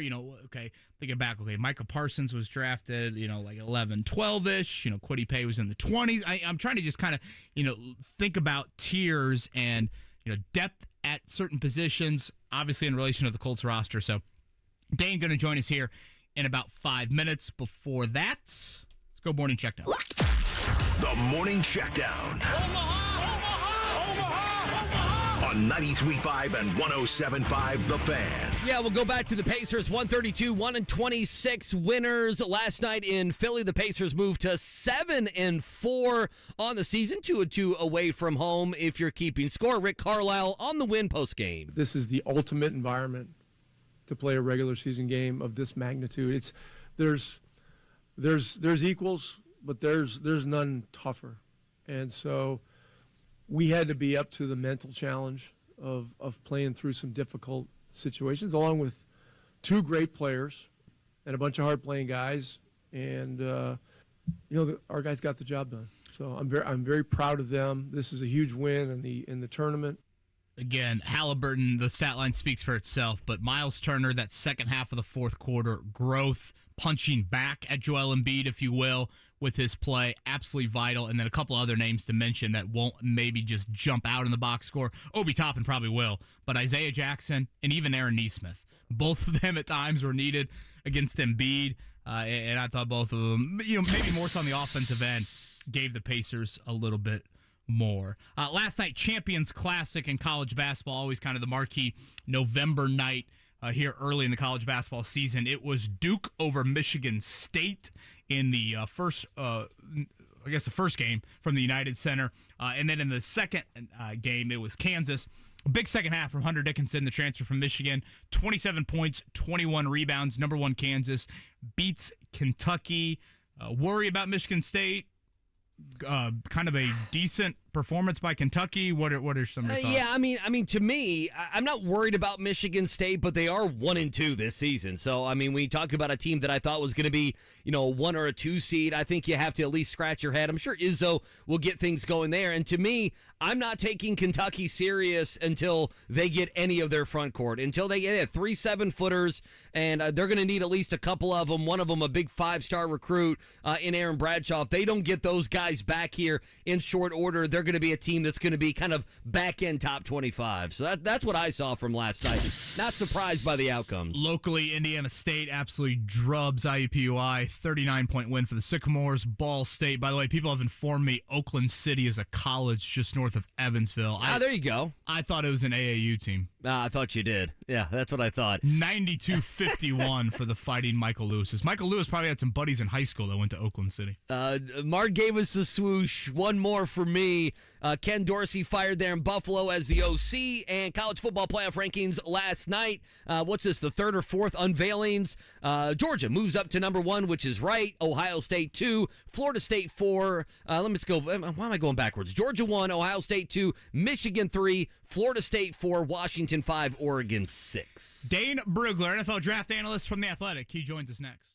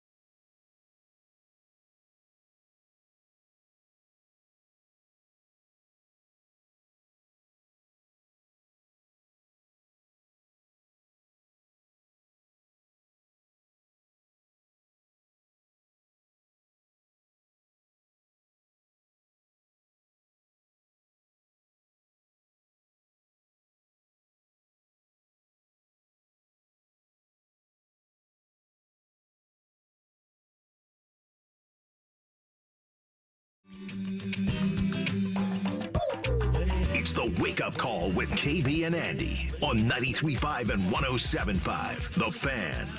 Yeah, a lot of Pacer talk today. You miss any of the conversation, you can find it at 1075thefan.com. You can rewatch the YouTube, whatever it may be. We appreciate you consuming our show, whether it be live or on podcast. All right, let's jump to the Payless Liquors hotline. Always love to catch up with Dane Brugler from The Athletic. A little bye-week football talk here for the Colts. We can talk some NFL, obviously talk prospects as we get ready. It's never too early, KB, to get ready for the draft. Perfect bye week. It's perfect. We love it all the time, not even on the bye weeks. The Colts right now, if the draft were today, would pick 17th, so lots of options there. Dane, good morning, sir. How are you? I'm doing well. Good morning, guys. Well, man, thanks so much for joining us here early on this Wednesday. A couple days ago, was a week and a half ago, you put out your big board. You had Drake Maye over Caleb Williams. I guess the easy question would be, why? What has happened in the last year with these two prospects? Does it matter who is drafting at the top? Who may prefer one over the other? How do you see this quarterback battle kind of filling out over the next few months? Well, and even over the summer, writing about these two players, the gap was always razor thin. This is a 1A, 1B type of situation. And throughout the course of this year, it's less about what Caleb has struggled to do, and it's more about Drake Maye being a lot more consistent from the pocket and just being able to execute at a higher rate without, in terms of in structure. You love the out of structure plays. You love what these quarterbacks are able to do when things break down, buy time, make plays happen. But show me a guy that can absolutely, I know that they can do it from the pocket, within structure, understand the play design, and get the job done. And I think Drake Maye has done that at a higher level. And, you look at the traits that he offers, the size, the arm strength, the athleticism. He's cut from the same cloth as Justin Herbert. And that's not to take anything away from Caleb Williams. He's still a tremendous prospect and has a very good chance to go number one overall. Bottom line, this is not going to be a consensus quarterback one in this draft. Some teams prefer Drake Maye. Some teams prefer Caleb Williams. And, the way the draft order is shaken out, it's likely going to be either the Bears picking number one from the Carolina pick, or the Giants or the Patriots. Those are the three clear favorites for that number one overall pick. So plenty of time, before we figure out that draft order. But we'll be debating these quarterbacks up until draft weekend, kind of similar to last year with Bryce Young and C.J. Stroud and Anthony Richardson and Will Levis. And so, it'll be an interesting quarterback draft, and even after those two guys. So, it'll be a lot of fun topics here over the next 5 months. He's a great Dane Brugler. Obviously, find his work at The Athletic. Prospects to Pros is the podcast. An awesome listen here, even before we get into the meat, if you will, of draft season here coming up. Dane, I want to ask your thoughts a little bit more Colts related to the 2024 class. To me, wideout, defensive end. Those are the two needs that stand above the rest. It almost seems like annually for the last few years we've gotten into this, there's always good wideout depth. This year, obviously, you have the crown jewel in Marvin Harrison, but still, there seems to be some other guys people feel good about. So I'm curious, enlighten us a little bit more on the edge rush group, because I think I could make the argument that might be the stronger need for the Colts. Yeah, and, I think we, in the past, it seemed to always been at least one, maybe two pass rushers every year that just kind of stands out as a top-tier player, top-tier prospect. We just don't have that guy necessarily this year. There's some quality pass rushers that'll be available, and look, where the Colts will be picking will probably be somewhere in the teens. So it might, if they did want to go that direction, and obviously we know, General Manager Chris Ballard, he would love to build in the trenches, offensive line, defensive line. He would love, especially on that defensive line, add more depth, more guys that can get after the quarterback. And, this year's draft, I think, you've got a few guys at the top, with Myles Turner from Alabama, Leatu Latu from UCLA, Jared Verse, Florida State. Now, these guys are more, I think, mid-first round type of players than, no doubt about it, top 10 picks. But like we said, where the Colts will likely be picking in this draft, that could work out to their favor. And it just kind of depends on the type of rusher they want. Dallas Turner is more of the speed guy, but he's also outstanding versus the run. Jared Verse, doesn't necessarily have the numbers, the production in the backfield, but you watch the tape and you see that first step burst. You see a guy that understands hand use and how to break down the rhythm of blockers. And then Latu from UCLA, one of the most productive defensive ends we've seen the last 2 years at the college level.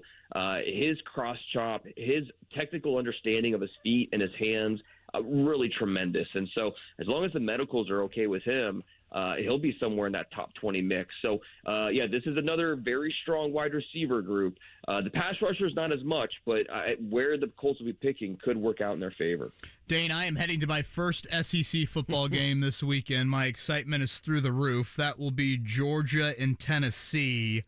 How high of a draft pick will I be watching in Brock Bowers? If I'm not mistaken, I believe you had him 4th on your top 50 players. Yeah, and I think a lot of people scoff at taking a tight end in the top 5, top 7, but this is a guy that deserves to be drafted that high. This is a 21-year-old version of a George Kittle. The athleticism that he brings, the competitiveness. He had that tightrope ankle surgery, and it's usually a 4 to 6 week injury. He missed 2 games. And there was talk about, maybe you should shut it down. And he said after the game this past weekend that it just pissed him off. He's like, I play football. What are you guys talking about? And this is a guy that's a difference maker. And I do think that it takes an offensive play caller to understand that and to use him in that way. He's not just line him up in line and let's go play. Like, you want him to be in the slot. You want him to be – he can line up in line. But, you want him flexed across the formation and used all over the field because you want to use him as a weapon. And you watch Georgia, when you go to this game on Saturday, the whole offense runs through number 19. If he's not the intended target, he's running a decoy route because anytime he's out in the route tree, there's 3 defenders trying to, kind of cheating his way, which opens up opportunities for Ladd McConkey and these other Georgia wide receivers. So, no, he is a true playmaker, even if, we're going to hear plenty of, you can't draft a tight end in the top 10. Well, Brock Bowers is more of a hybrid weapon than a true tight end. Dane Brugler with us here on The Fan. He's from The Athletic. He joins us on the Payless Liquors hotline. I love Bowers. Listen, if he went to the Colts, if he went to a number of teams, I love Bowers. How is he different? How is he better? We heard a lot of the same rhetoric around Kyle Pitts. Pitts has been playing in Atlanta. There hasn't been a lot of good quarterback play there. But how is he different? How would he be a better pick than Kyle Pitts, who went 4th overall and, right now is 35 catches, 400 yards, and a touchdown for Atlanta? Yeah, no, and that's a fair question to ask because I think that's something that'll come up quite often during the process. And I think we have to look at, what you mentioned, where he went with the Falcons. They keep drafting these guys, these offensive skill players in the top 10, and then they don't really feature them. It's happening with Bijan right now. And Drake London's been okay, but, the quarterback hasn't been consistent, and they're not really scheming their offense to go through these weapons that they have, and Kyle Pitts included. And so even though the production's not there, if Kyle Pitts went to, a pick later to Cincinnati, let's just say the Cincinnati, Jamar Chase, and Cincinnati took Kyle Pitts at 5, all of a sudden we look at those 2 picks very differently because, Jamar Chase is probably not the same player we think of when we think of, the Pro Bowler that he is. So, where these guys end up plays such a factor in how we, the course of their career, the trajectory.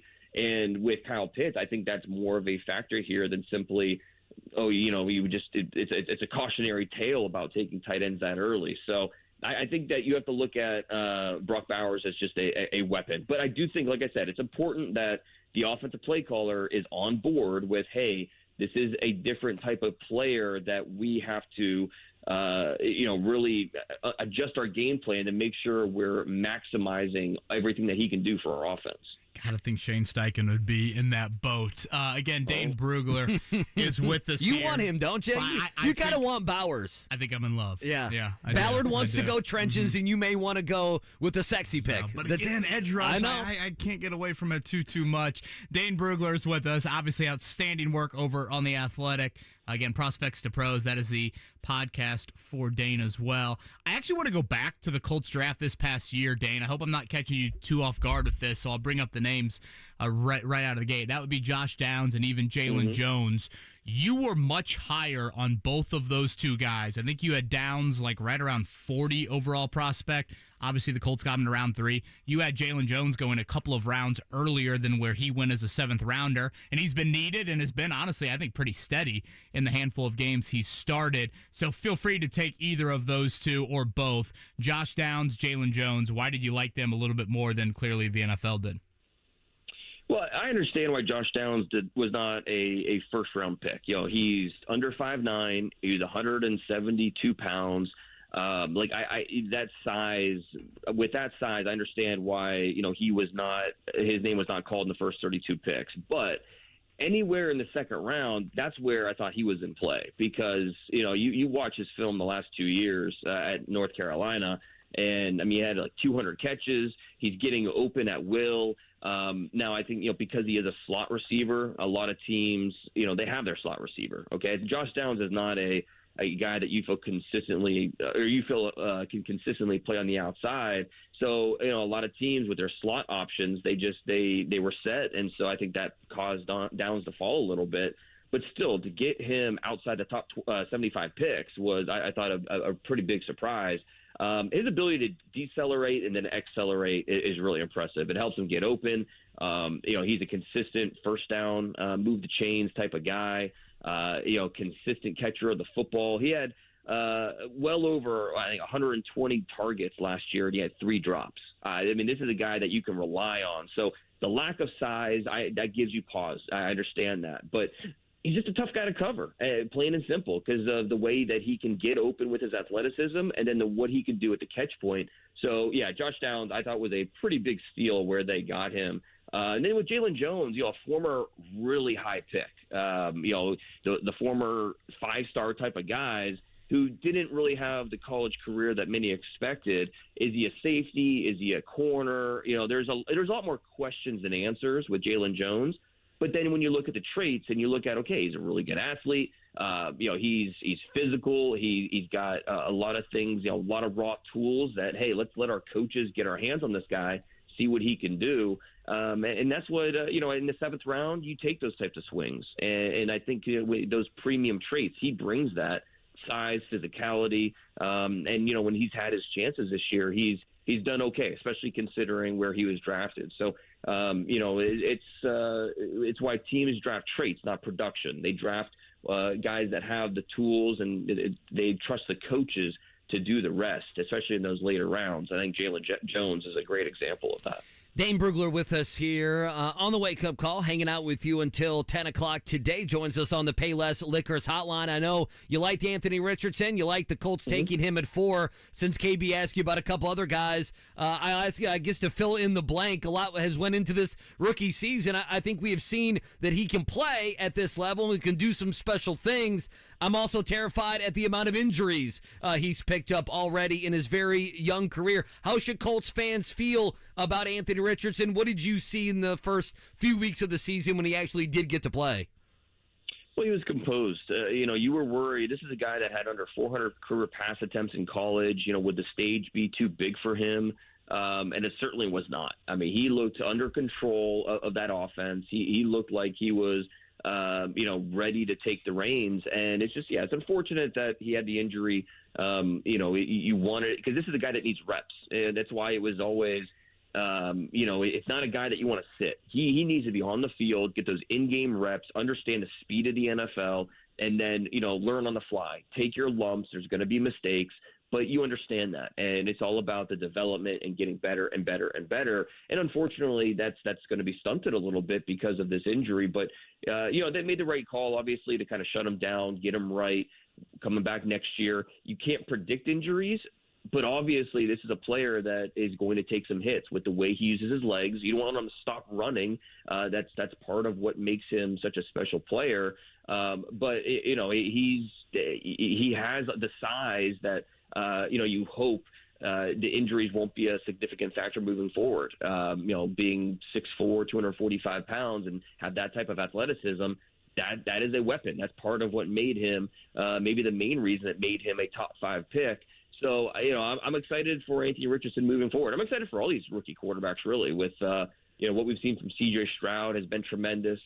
Bryce Young, I think, is in a really bad situation in Carolina, kind of holding him back a little bit. And then, Will Levis, and then with Anthony Richardson next year. So, if I'm a Colts fan, I'm feeling optimistic because, it's more of a unfortunate injury rather than something that's been a pattern. I mean, he played in every game last year except for the bowl game. He opted out, but he was healthy last year for Florida.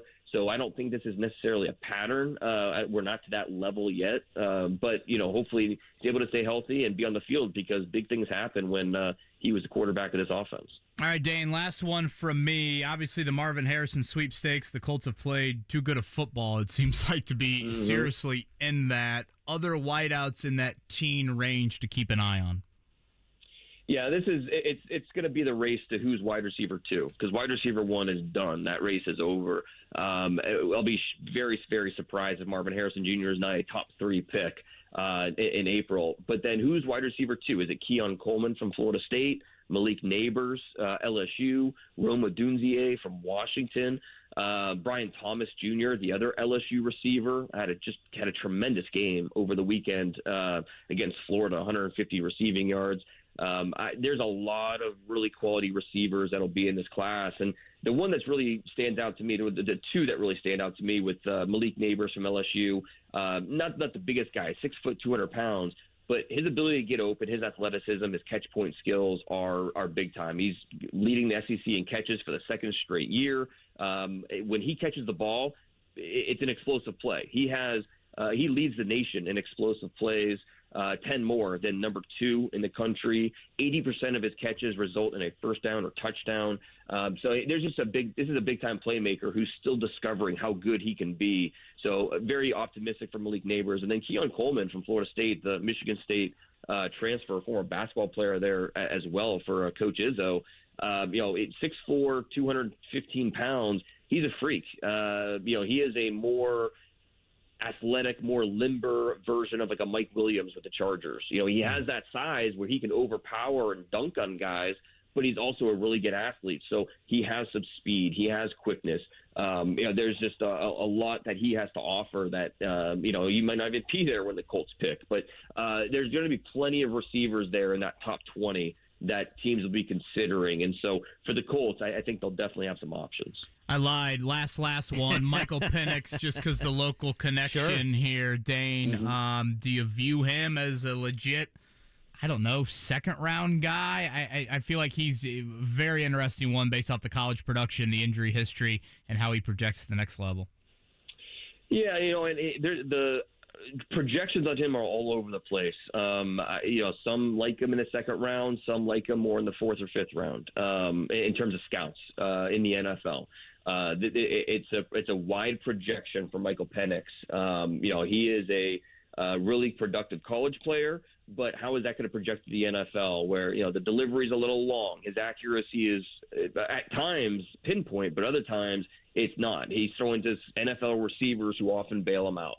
I give him a lot of credit for what he's doing this year. He should absolutely be in the Heisman race, but then you factor in the injuries, you factor in the age. And, I think we did this last year with Hendon Hooker. He's going to be a first-round pick. And, a lot of people, some people put him in the top 10, and he went in the 3rd round. And I think that's probably more going to be the projection with Michael Penix, where good college player, some question marks, who's going to be the team that, likes him enough to take him early. It probably won't be until outside the top 50 picks. It is the calm before the NFL draft storm. No one better than Dane Brugler to get a little preview of that as the Colts head to their bye week. Again, Prospect to Pros, that is the podcast, his written content over on The Athletic. Outstanding stuff. Dane, always enjoy our conversations, man. Thank you. Anytime. Thanks, guys. Dane Brugler on the Payless Liquors hotline. When we come back, some breaking news from the NFL on a starting quarterback. We'll share that on the other side.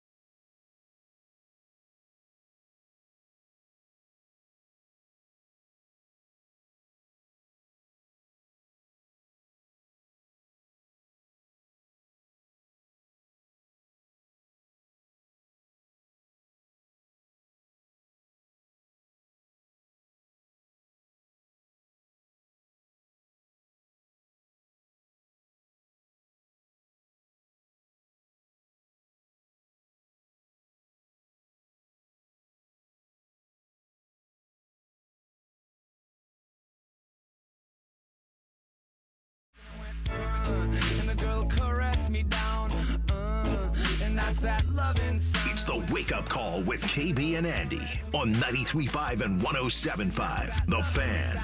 All right, we got to be quick here. Just a couple minutes. Great stuff, Dane Brugler. Again, you miss any of that, 1075thefan.com. Download the app wherever you get your podcast. Check that out. 15 great minutes of just talking Colts and talking NFL draft. KB, you teased it. An NFL quarterback is down and is done for the season. Tell us who it is. Deshaun Watson, a broken bone in his throwing shoulder.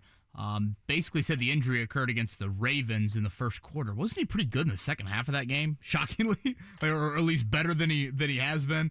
I guess might be the better way to put it. I was on Red Zone for that game, so anytime I saw the game, something good was happening for Deshaun Watson. And honestly, I go back to the game here, Andy, when Dayo Dangbo hit him and he left. You know, that was, I think, a little bit more concussion shoulder question, and then he looked so bad in that Colts game. Yeah, you know, he's had shoulder issues now for a couple of weeks, months, however you want to look at it. So at 6-3, currently 6th in the AFC playoff standings, they are in the playoffs with a wild card spot.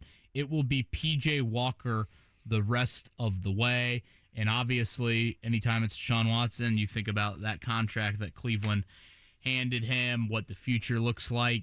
Can Myles Garrett be enough to lead them to the postseason? The dead money next year, $200 million, 2025, $137 million, in 2026, $72 million. I mean, they're going to be having to keep him to at least after the 2026 season. And if there was a team that could suffer a quarterback and it doesn't totally change the way you view them, it's the Cleveland Browns, right? Because Watson's been so bad. It's like they've had to overcome their quarterback play. Watson's been so bad with that. Yeah, I mean, maybe you could say the Minnesota Vikings, they got Dobbs, but let's just be honest with it. I mean, this would be the team that could have this happen and could still maybe make could still be the 7th seed. I think this is a bad thing for them, but Watson's been so bad this year. That's how I feel. I'm not 100% positive. It's not like the season's over. If this happened to a number of different, I mean, anyone else, they'd be like, the season's over. We're done. But again, they found ways to make up for it. Defense is outstanding. Myles Garrett's an MVP, et cetera, et cetera. So big news there from Cleveland. Back into the Pacers conversation. What a game last night. Scott Agness joins us next.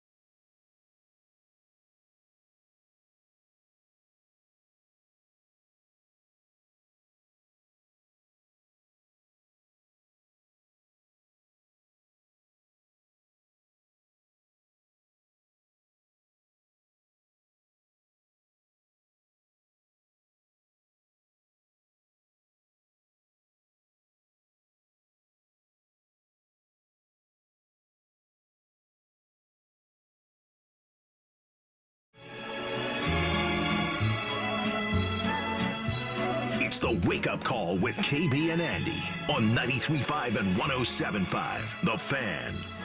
Oh, great show. Absolute great show. Mark Dice. If you don't know what I'm talking about, you'll figure it out. One of my all-time favorites. Yeah, it really is. Hour number 3, 9 o'clock hour, hanging out with you. DriveHuber.com studios. Again, you miss any of the show. A lot of Pacers conversation. Dane Brugler, fantastic. Find it, 1075thefan.com on the podcast center there. Let's go back on out to the Payless Liquors hotline. We've been talking a lot today. Pacers winners 132-126 last night in Philly. We'll get into that game and some ins and outs of the team. But Daniel Theis not there. Scott Agness joins us here, Fieldhouse Files. Scott, good morning. What can you tell us about Daniel Theis not with the team last night? Yeah, good morning, Andy. A lot of excitement, certainly, I'm sure, still from Pacer fans after that intense in-season tournament game. But in terms of Daniel Theis, I think his time with the Pacers is nearing completion. I think he's been wanting an active role to be in the lineup, to be in the rotation, and it just hasn't shaken out that way. He's been fourth in the depth chart.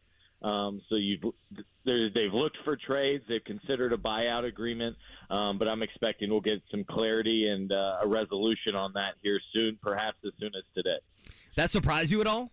Sorry, KB. Does that surprise you at all that this is how it's going to end for him? It doesn't, because also keep in mind a couple of years ago, it's not exactly that they were trading for him. They were moving on from Malcolm Brogdon, sending him to Boston. They acquired the first-round pick. They acquired Aaron Nesmith. But then they also acquired 4 other players and all that. And now when you look back at the deal, Aaron Nesmith very soon might just be the last man standing from all that deal, remember? Because Brogdon has already been moved since then to Portland. So that's often how it shakes out. And they needed clarity from the center position this offseason. They still somewhat need it in the backcourt, quite honestly. I'm surprised it's taken them into the season for some kind of resolution here with all this. But, you know, when you're a team like this, you're trying to sit back, you're trying to maximize his value, trying to get some second-round picks or a young player or some money back in the deal. And the trouble was he just has a $9.1 million contract that's owed this season. I was going to say, so you think buyout over trade. I was curious if they could get anything in return for him. That's the latest that I heard as of yesterday, yes. Again, Scott Agness, Fieldhouse Files. He's all over that one. Let's certainly give the proper attention to last night as well, Scott. It was a great win. I think that's one. There's not many over the course of an NBA season that we get to like March, April, and I think we'll have vivid memories about. Just that's the nature of an 82-game season. I feel like that is one we will have some memories about. Just so much chaos, how they handled it all, the road win, et cetera, et cetera. Andy brought up, there's such youthful energy earlier. I would add to that, I think youthful energy is a great way to put it. I would add they also play with an edge. Like, I think there is a legitimate, we have expectations. We should win this game. Sunday was really disappointing. If you had to kind of describe the Pacers in a few words like that, how would you describe them? Tired of losing is the first phrase that comes out, and that's what I plan to write about today, and it's led by Tyrese Haliburton. But, yeah, no, under control. They're poised. That one moment, which was like 3 minutes into the fourth quarter, where they went back a couple minutes earlier to correct the issue, and there's a lot there. I even had to pull out the rule book last night, KB. But it was a situation where it could have been even more chaotic and a detriment to one team or the other. And I don't think the Pacers allowed for it, even though it hurt them. It allowed the 76ers to make 2 more free throws. They didn't allow that to negatively impact them. And then while the defense has not been great for the Pacers this season, I will say they have gotten stops late in games towards the end of the fourth quarter in recent games when it has mattered, and that's a big reason why they've strung together so many wins. They used a quick 10-2 run when the game was within 1 over a 3-minute stretch, and then there was 1 minute left in the game, and Philly was in a hole, and the game was over at that point. So I guess to go back to your original question, I would say a feisty, under control, good poise, and tired of losing. Do you guys know how many pages are in the NBA rule book? I just looked it up. It's not as many as I thought it was going to be. Now, Scott, you Scott was all over. You had it. Rule 9, Section 2, right? Yeah, so you looked at this last night. I'm looking at the PDF is 74 pages. So I don't know. Is that a lot or is that a little, KB, sounds in your way mind? too much. Well, see, I thought it was going to be in the hundreds. I know what the font looks like, and it already is stressing me out. Yeah, it's small. It's small font. Make no mistake about it. I guess, the first 11 games, and Scott Agness with us here on the Wake Up Call, Payless Liquors Hotline. What is this team better? What are they better at than you maybe thought? What are they worse at than maybe you thought? First 11 games, just a snapshot. How have they lived up or lived down to your expectations from the preseason? Yeah, by living up, the number one team offensively in the league. While that is still hard to kind of still imagine and to achieve, they've done so, and that was fully expected. That's what they leaned in on, right? They got Bruce Brown. They got Obi Toppin in the offseason, who thrive in transition. They're a top transition team. They want to do that. They're knocking down and shooting a lot of threes. That's what this franchise is going to be about right now. And then to the detriment side, defense is wobbly. They don't have anyone that can guard that 6'8" wing. We saw that over the last couple of games, whether it was Maxey in the first one or Tobias Harris in the first half or what have you.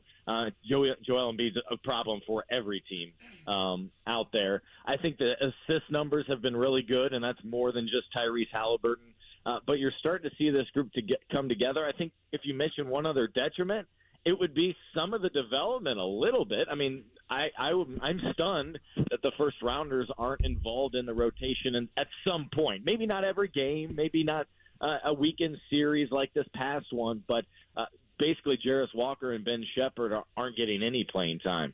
A little confounding. And then even last night, we're expecting Bennedict Mathurin, right, to evolve into their second best player, and he doesn't see the floor in the fourth quarter. And I can't say it wasn't a right or wrong move necessarily. Before I want to go back and watch that, actually. Buddy Hield got 11 of the fourth quarter minutes. But that, for the bigger picture, you got to have Bennedict Mathurin out there. But as we know, Rick Carlisle is all about saying you got to earn the minutes. You want to put the best players out there. So you got that message as well going on. Scott, are we looking at maybe a G League excitement for Jarris Walker at some point? I mean, he only played in college for 1 year, and it's not like he was the focal point at Houston. I mean, frankly, I just think he needs minutes, especially if he's going to ride the pine. Yes, and we should. Yeah, absolutely. I mean, I don't think there's a ton of value for him to just sit on the bench and be unable to contribute there. So that's the positive element of having a G League team. You almost wish he could have done it last night when the Mad Ants were right here and in town, and if he could have just returned from the trip a day earlier or what have you and get some minutes, because that's exactly why Herb Simon bought a G League team in 2015. They're prioritizing that team for development, not necessarily wins, talking about the Mad Ants. And so I'd like to see him utilized more, and I think we'll see it.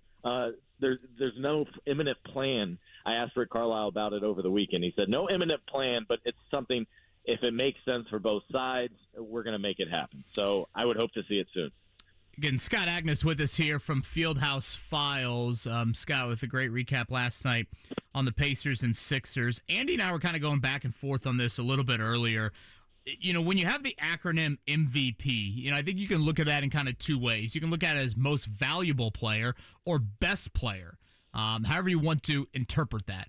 If it's acronym of most valuable player, emphasis on the value, Scott, I don't know how far on a list I get in the NBA before I'd put Tyrese Haliburton in regards to the Pacers. I mean, obviously, Luka, Giannis, Jokic, Embiid, maybe Shai Gilgeous-Alexander, but, am I missing anybody? I mean, if you talk about most valuable players to their teams, don't you feel like Haliburton is on some sort of top 5, top 7 list? He has to be. Yeah, he does. Yeah, and first of all, I agree with how your description of it. And that's one of my challenges with the real MVP award is everybody could have a different criteria, right? Is it the most outstanding or truly valuable? To me, it's valuable, which means maybe LeBron should have won it 10 straight years. Sure. That's a separate conversation. In terms of Tyrese, yeah, the best indicator is just when he doesn't play, when they look the shell of themselves, when they look unrecognizable. It's that January stretch last year when they lost 11 of 12 games.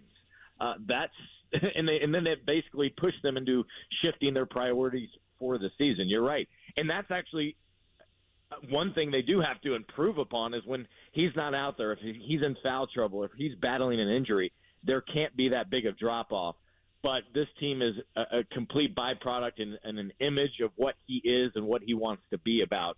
So it'd be hard to name probably more than 7 or 8 players more value, maybe not even that many, more valuable to their team. Oh, yeah, I don't think we get to 7 or 8. I don't. I mean, I think he is, if he's out there, they have a chance to be just about anybody, to be a playoff team. And you saw it last year when, Tyrese ain't out there, how things can go. And, we talked about this as well. And Scott Agness with us, we talked about this as well. Just, for me, this is a guy, was in college, you're at Iowa State, it's not like he was at Duke for 3 years, right, and made a bunch of deep runs in the NCAA tournament. Then you go to Sacramento, and this ain't Mike Bibby and Bobby Jackson, right, and Peja. I mean, this is Vlade Divac.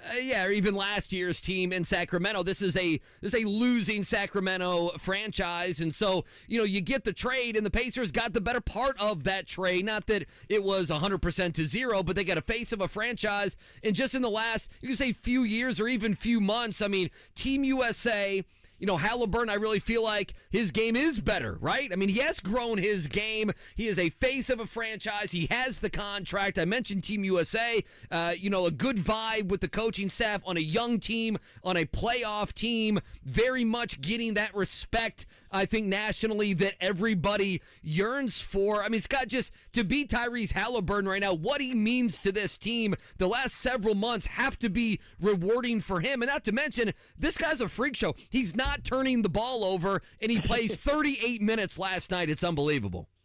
Yeah, last 9 quarters, 33 assists, 0 turnovers, and that exceeds like 80 minutes total, depending on how far you want to continue to go back. Like in the NBA, if this was high school, and I said you played 80 minutes without a turnover, like that's unfathomable, and this is in the best league in the world. So not only is he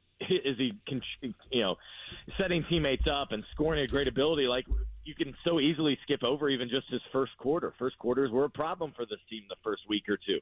And he banged through 4 threes and finished with more triples than the entire 76ers team by himself. Oh, then went out and got all those 15 assists and continues to pile up. He just understands.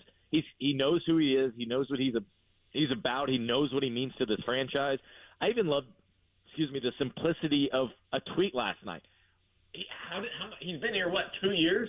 And he tweets #BoomBaby, and that's it. Like, he probably didn't really get to know Slick. Like, and yet he understands what that means and how important that means to the franchise and how just those 2 words can mean so much and fire up a fan base. So he is the real deal. The only thing we really need to see more from him, I would say, is still needs some work defensively, and that's one thing he emphasized in the offseason.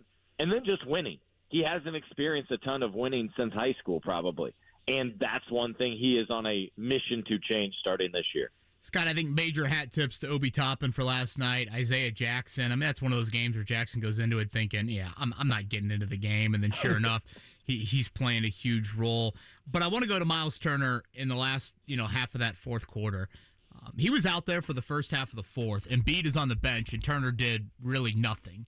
And then all of a sudden, Embiid comes in, and I'm thinking to myself, here we go again. This is another foul trouble-filled game with Turner and Embiid.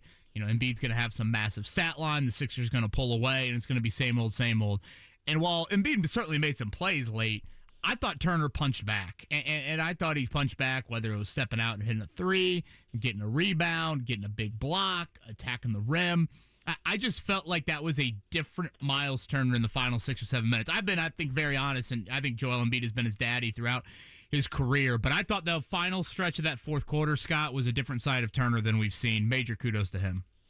Totally agree. I'm glad you brought up not just him, but all the other bigs in that situation. Because you're right. First of all, with Myles, it spoke to the level of maturity and his mentality that we've been talking and writing about, I think, for the last 2 years, how he's kind of been this different person. But you're right, in the clutch time, to come out and to be clear, too, it wasn't just layups or rebounds or alley-oops or putbacks. There was one in particular that stood out vividly in my mind. They needed a shot clock winding down. I think he slid up from the corner to the right arc, His man dropped off a little bit, and he threw up a three as if he was a guard right out there and knocked it down. And so I thought he gave them huge minutes in that fourth quarter. And then I do want to go back. Like Obi, a season-high points, absolutely. But he's being asked to do some things that are terribly difficult and new for him. He played 38 minutes, almost twice what he has been per game. He played minutes at the 5. Aaron Nesmith, who's kind of the Swiss Army knife of this roster, spent time on Joel Embiid in the post a little bit.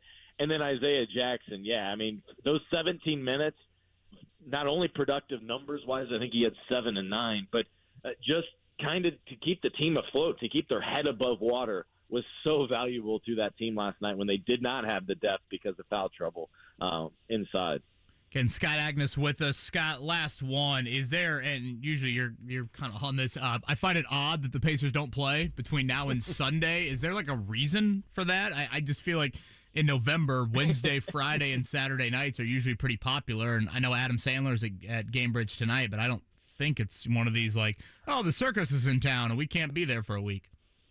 Right. No, I don't think it's anything in particular, KB. It's just the way kind of the schedule shakes out. And I think this is a reflection or a result, perhaps, of what they just underwent a little bit. Remember, at home, they played five games in 7 nights, so got very little break. Then they play these 2 games in 3 days. And so I think it's just a matter of it ultimately balancing itself out. The Clippers recently had 4 days between games. I think it's just how their NBA schedule is, and they have already played 2 in-season tournament games. So then that means this Friday they wouldn't have a game anyway because that's another in-season tournament designation day. Got it. That makes some sense. Makes sense. Yeah, that does make some sense. Okay, Scott Agness, again, he's all over. We'll see if some clarity on the Daniel Theis situation happens here in the next X amount of days before the Pacers and Magic hit the floor Sunday. That is an early tip time. 5 o'clock, am I seeing that right? Yeah, 5 o'clock. That's right. Here at Goga Batadze back in the building and starting for the Orlando Magic. I saw that revenge game. Could they bring back? Greg Foster was that the assistant coach? Could he meet Goga maybe pregame? That might be the Goga highlight, frankly, from his time here. I'm not sure where Greg Foster is, and I try to do a great job of keeping up with these guys. I'm not sure what he's up to. Gosh, that was such a wild moment when Andy, for those unfamiliar, Goga Batadze and Greg Foster, assistant coach, they got into it in game with Nate Bjorkgren. And even more so is during the pandemic, there were no fans in the building, really. Just friends and family. So their yelling was. It was one of the few games I went to during the pandemic. I was there. It was awesome. I mean, there was a couple hundred of us in there, and I'm like, this is the highlight of the Nate Bjorkgren era. The sounds reverberating around the arena because everything's empty. Did they have the card? Did the Pacers have the cardboard cutouts? I don't think they make you pay $50 to put your face in section 109. But it was one of the Goga kind of had a short fuse, so I actually really. I'm not seeing Foster unless Wikipedia is lying to me. The last thing I'm seeing is Pacers 2020 to 21. That's all I'm seeing. Yeah, I don't see anything. Yeah, hell of a way to go out there. For him. You went out swinging. Yes, literally. Scott, thanks for being flexible with us today, man. Yeah, absolutely. I guess I'm going out swinging without a Bally question, so it's a good day. Hey. The app worked for the last, week and a half, 2 weeks? It's one of these things I'm like, wait, should I compliment them? And then I'm like, wait, I'm paying $19.95 a month for functionality. I don't think they deserve a compliment from me. But unless you have something to add, I think we're good with that, right? Understood, yes. Okay. Yeah. All right. Things seem to be working just far, like Andy said. Hallelujah. Scott, thank you, man. All right, thanks, guys. Scott Agness, you know what's funny about Bally? So last night, I'm telling you, it was final 2 minutes of the game, and I can't remember if I was switching between TVs exactly what I was doing, but it did kind of like stop for a second. And part of me, just for content for the show, was like, it would be funny if it stopped right now with a $1:58 on the clock. Your definition of funny and mine are two different things. I was like, at least it'd be content. By the way, ESPN.com just put out in the last hour the NBA Power Rankings. Where do you think the Indiana Pacers are? This is within the last hour? This is within the last hour. So obviously, number 1, Denver. Denver's 1, Phillies 2, Celtics 3, Mavs 4. Let's go 8. 7.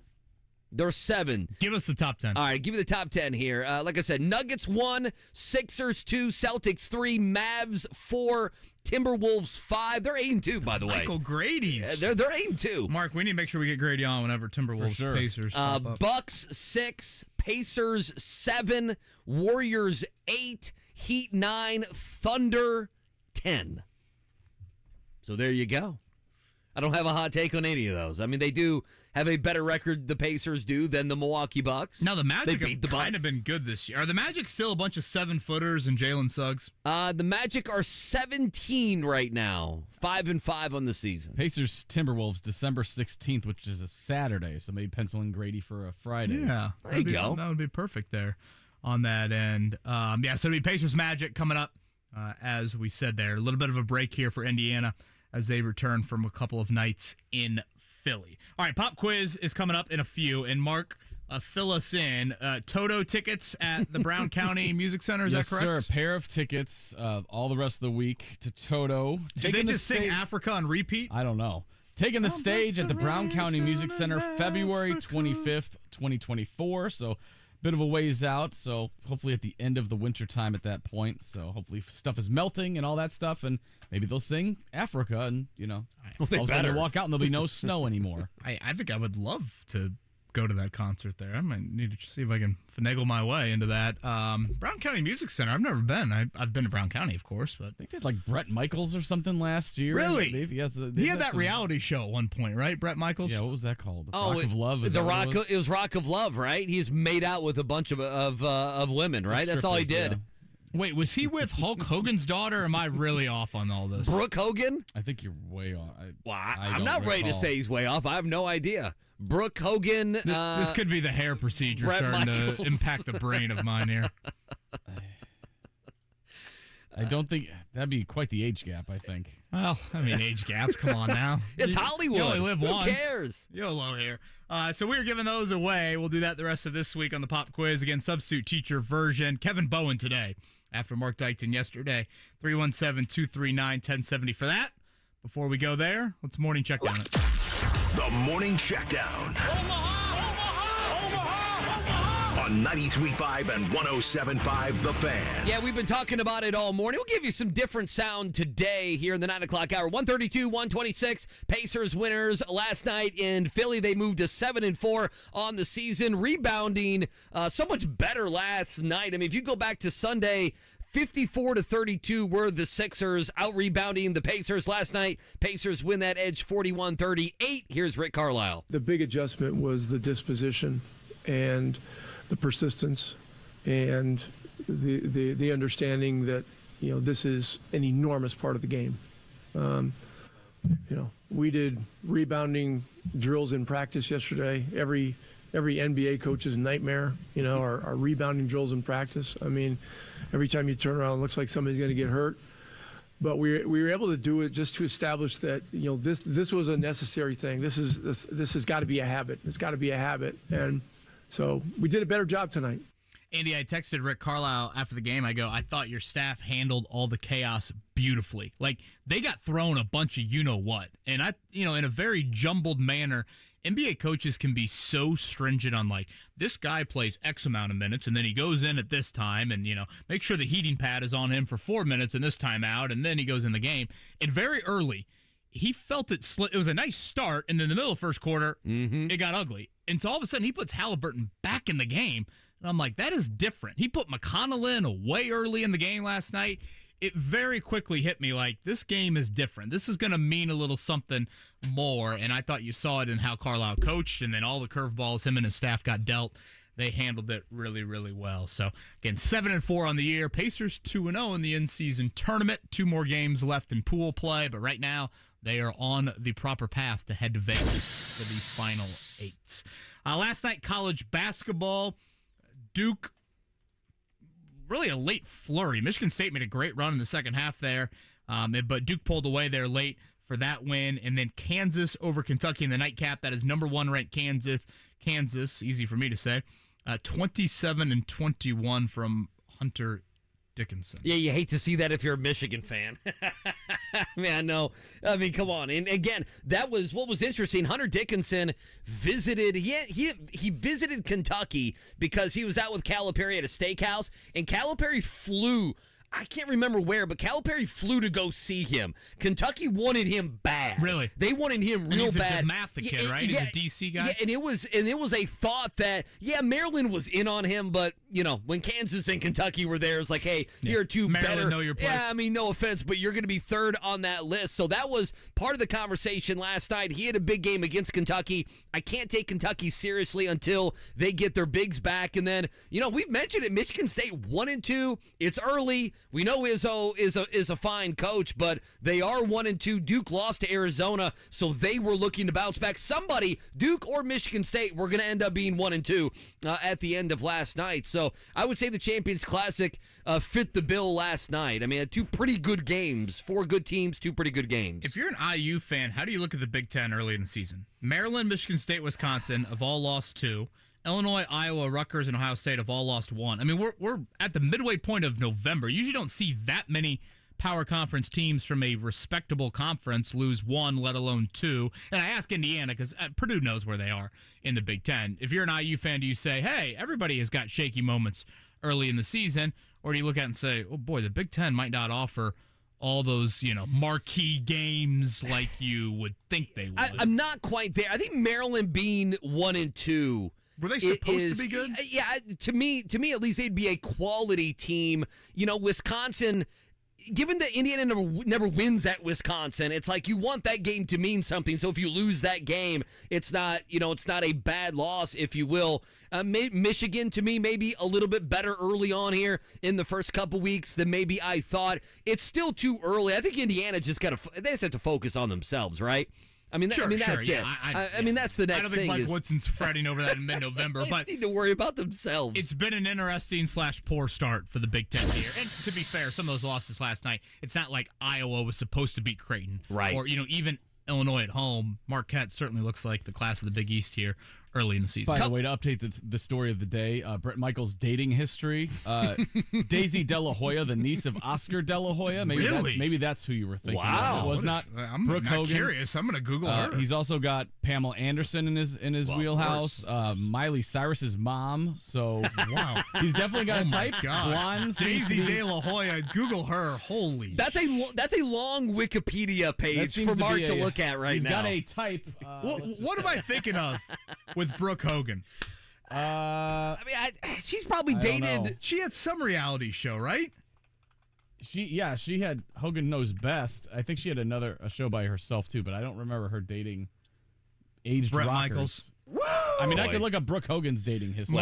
Mark acts like it's blasphemy that I would have thought that Brett Michaels just listed off his dating history. I think Brooke Hogan could fall on that list. How much does IT look at our searches? Because I'm all over searching Brooke Hogan, and the top 3 or 4 are not things that should be looked up on a work computer, I guess. NSFW, not safe for work. That's what it would be. With that one. Well, let me tell you something, brother. Don't look at my daughter. A couple other items. Deshaun Watson, that is good. Deshaun Watson, we talked about it about a half an hour ago. He's done for the season. That's breaking news in the NFL. So you got P.J. Walker there as the Browns try to make the postseason. Ken Dorsey, the now former offensive coordinator with the Buffalo Bills, he's done. Joe Brady will fill in there the rest of the season. And then college football playoff rankings updated last night. Georgia moves up to 1. Ohio State drops to 2. Michigan and Jim Harbaugh, America's team, at 3.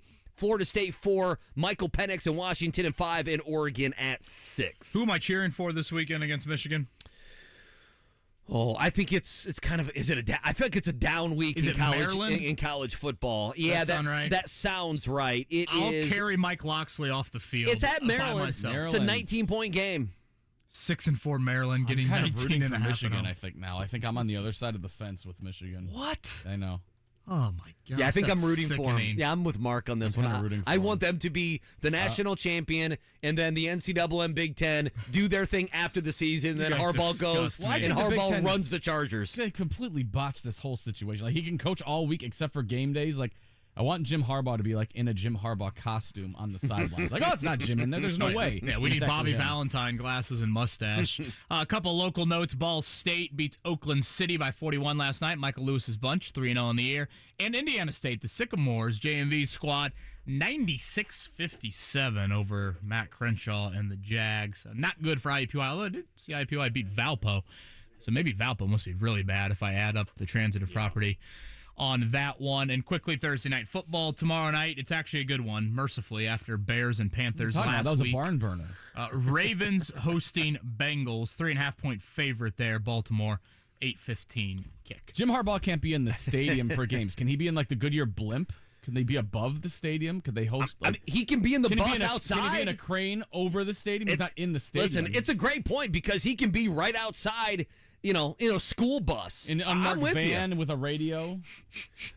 By the way, just picturing Harbaugh in all these places. Al Michaels wants this game to be so good on Thursday, and what if it just turns into one team wins 28-3? Poor Al Michaels. Like he needs a good game so damn bad. Does Al Michaels?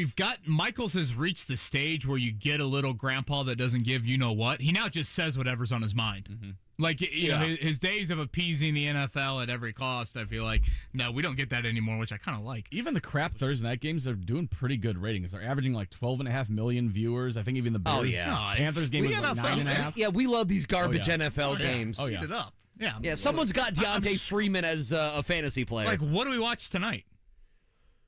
In all seriousness. Adam Sandler. Thank God it's Adam Sandler at Gamebridge on a Wednesday. I believe it's one top 25 game if you want to go college basketball route. Obviously, it's a relatively busy night from an NBA slate. I mean, you do have 76ers Celtics on ESPN. Well, you got nothing tonight. You're right. But this is kind of our... Even the NHL, there's only 4 games if you're going NHL. Yep. Texas is the only college basketball team that's playing that's a top 25 team. Texas versus Rice on the Longhorn Network at 9 o'clock. No, thank you. The Longhorn Network. No, totally thank forgot you. about that. All right, a pair of tickets to see Toto at Brown County. That is going to be given away here next on the Pop Quiz. Give us a call, 317-239-1070.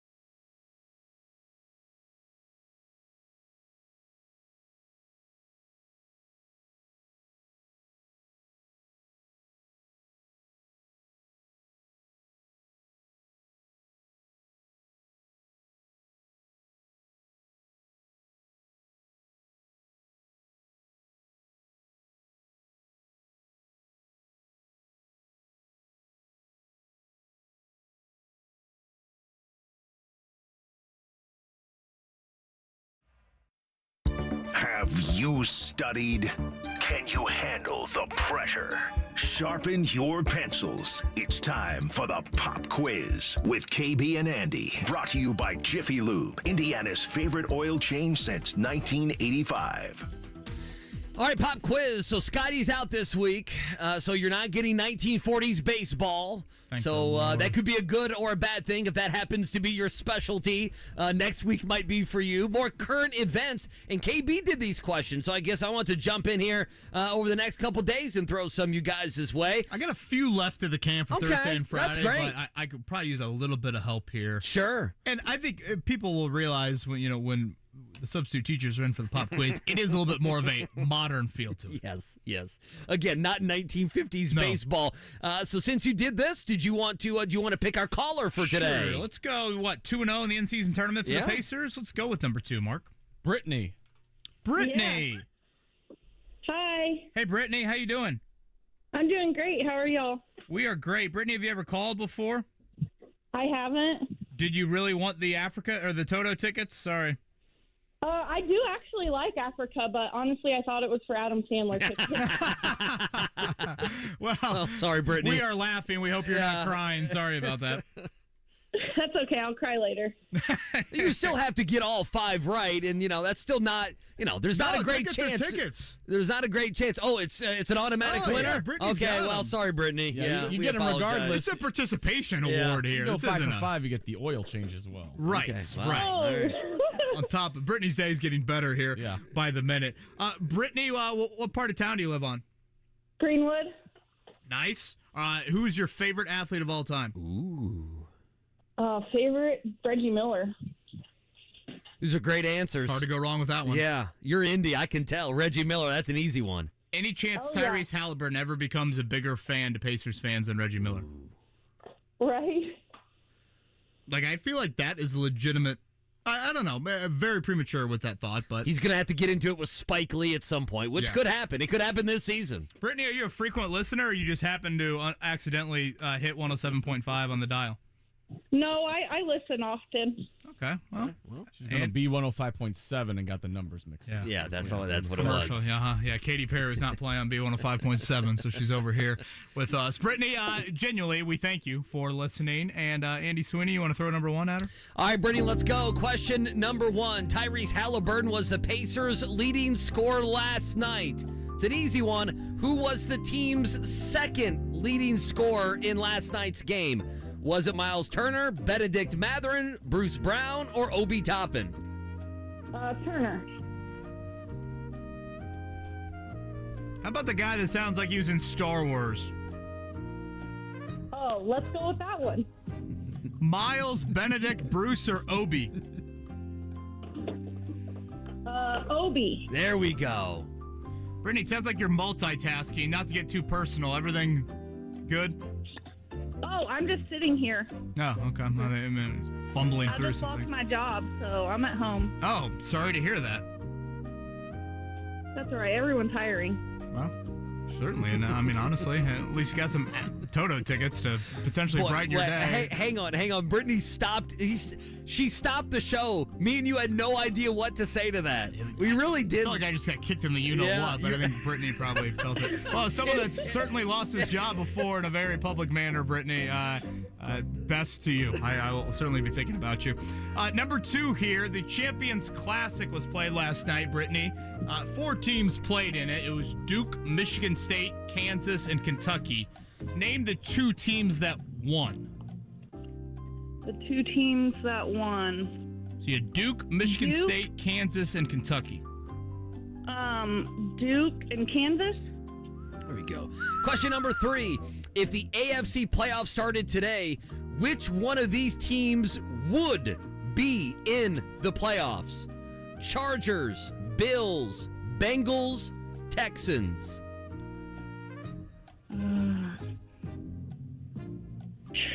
Chargers? Okay. Brittany, you didn't sound too confident there. You want to try that again? Sure. Tell me the options again. Chargers, Bills, Bengals, Texans. I'm not really sure, so I'm going to go with the Bengals because that was my old boss's favorite team. Okay. Well, I was going to say, for some reason he might have let you go, Brittany. I might go against your old boss. Not to get too personal there, but... Oh, this is an old boss. Oh, okay. All right. Well, I'd still go against that old boss. Is it the Bills or Texans? The Texans. Texans. There we go. Here. All right, number 4, Brittany. Purdue and Indiana. We're talking Purdue and Indiana football here, okay? They're both favored in their Big Ten football games this weekend. That is a serious statement. Can you name either of the opponents for Purdue or Indiana this weekend? Both are favored. And their opponents are all Big Ten teams. Yes, this is a Big Ten game. So can you name who Purdue or Indiana is playing in football this weekend? And based off them being favored, that would mean these teams qualify as bad football teams. Both their coaches have been fired, by the way, if that helps you. Xavier. Okay, how about a Big Ten team? Big Ten team. Colors are green, and one's green, the other's purple. Michigan. Last question. Michael Pittman and Josh Downs are first and second on the Colts team in catches. Who is third? Okay, so, Brittany, who's third on the team in catches for the Colts? Is it Alec Pierce, Kylan Granson, Jonathan Taylor, or Zach Moss? Let's see. Moss? That was a tough one. It was. Well, they're all very close. One more guess, Brittany? Jumbled together. One of Jim Irsay's favorite players to talk about and maybe mispronounce his name. Oh, okay. Say the options again then. Pierce, Granson, JT, Zach Moss. Well, you know it's not Moss, so it's Jonathan Taylor, Kylan Granson, Alec Pierce. Poor The Granson one. Okay. All right, Brittany, let's see how she did. No matter what happens, Brittany, you stay on the line, okay? Mark Dykton's got some tickets for you. Number 1 last night, the leading scorer, and he had 10 points more than Myles Turner. It was indeed Obi Toppin. Correcto. She was all over number 2. That Champions is Classic. correct. Duke beat Michigan State, Kansas over Kentucky. To be fair, maybe a little bit of coaxing on number 3 here. I was a little nervous there when she said the old boss. But the Houston Texans are currently in the playoffs. Not the Chargers, not the Bills, not the Bengals. Do we give her number 4? No. I mean, is Michigan not Michigan State? No. Would Jim Harbaugh not like that? No, those two hate each other. No, the answer, Northwestern or Michigan State. We gave a couple hints. You gave the colors. They're in the Big Ten. They're bad teams. Xavier football, it's been a while since they've won a game, right? Or I guess got lost fired. a game. Can you believe Indiana and Purdue are both favored? I feel like that would be a question like, when's the last time that happened? It may be last season. I know. I want to be clear. It may be last season. I was thinking the same thing. It doesn't feel like that happens very often. Indiana's a 4.5-point favorite at home over Michigan State. Purdue is a 3-point road favorite over 5-5 Northwestern. Northwestern's playing for a bowl. If they make a bowl game, that is low-key kind of crazy, right? I mean, it is. I mean, the scandal, Fitzgerald, it was a very respected coach, right? Like he was better than Northwestern football, right? That's how people thought of him. Yeah, that'd be crazy. I haven't followed them at all. I just don't care, Well, I got to be honest. I don't blame you. You have a young child. I would hope you're not saying, Nikki, you changed Little Gas's diaper. I've got Northwestern football. Yeah, there are other things that I have to worry about other than Northwestern football. I feel like I gave them all my attention at the beginning of the season. I kind of like Michigan State there. Boy, Indiana, letdown game. Michael Pittman and Josh Downs, first and second on the Colts team in catches. Who ranks third? This is a jumbled one here. Alec Pierce is technically third with 18 catches. Kylan Granson, 17. Jonathan Taylor, 16. Zach Moss, 16. Let me ask you a question off that. If I gave you the rest of the year, those four. That's a good one. Pierce, Granson, Moss, Taylor. Got to be Taylor, right? I'm taking Taylor to finish with the most catches, right? Yep. And he missed 4 games, and it basically took him a game and a half to get his feet under him, right? I mean, 2 games where he and Zach Moss were very much splitting time. So, yeah, I would go with that. If you would have asked this question at the start of the year, I think Pierce probably would have been the popular answer. Probably. For third. I remember we did this debate, and we had Downs as second. You know who would have maybe been a thought, and again, we've yet to see him this year. Jelani Woods. Jelani Woods, right? But does anyone know? Is he okay? I see him every day inside the Colts locker room. He looks fine. He's alive. He goes to practice. I mean, this is what, a 15-week plus hamstring injury? Easy? My God. And again, you would think he would need multiple weeks to get back. So at best, you're He's looking not playing at this season. 6 games at best. Yeah. You're looking at that for him. Brittany, appreciate it. Corey, the pop quiz is nothing short of a train wreck, and I'm loving it. Well, that's probably one way to She put it. did stun you with, well, I just lost my job, so I'm just sitting here. I just got fired, and we're just like, all right, well. And the radio caller book, that is not on the first couple pages of how to handle callers. Brittany, best to you. Thinking about you in all seriousness with losing your job. All right, we'll do it one final time.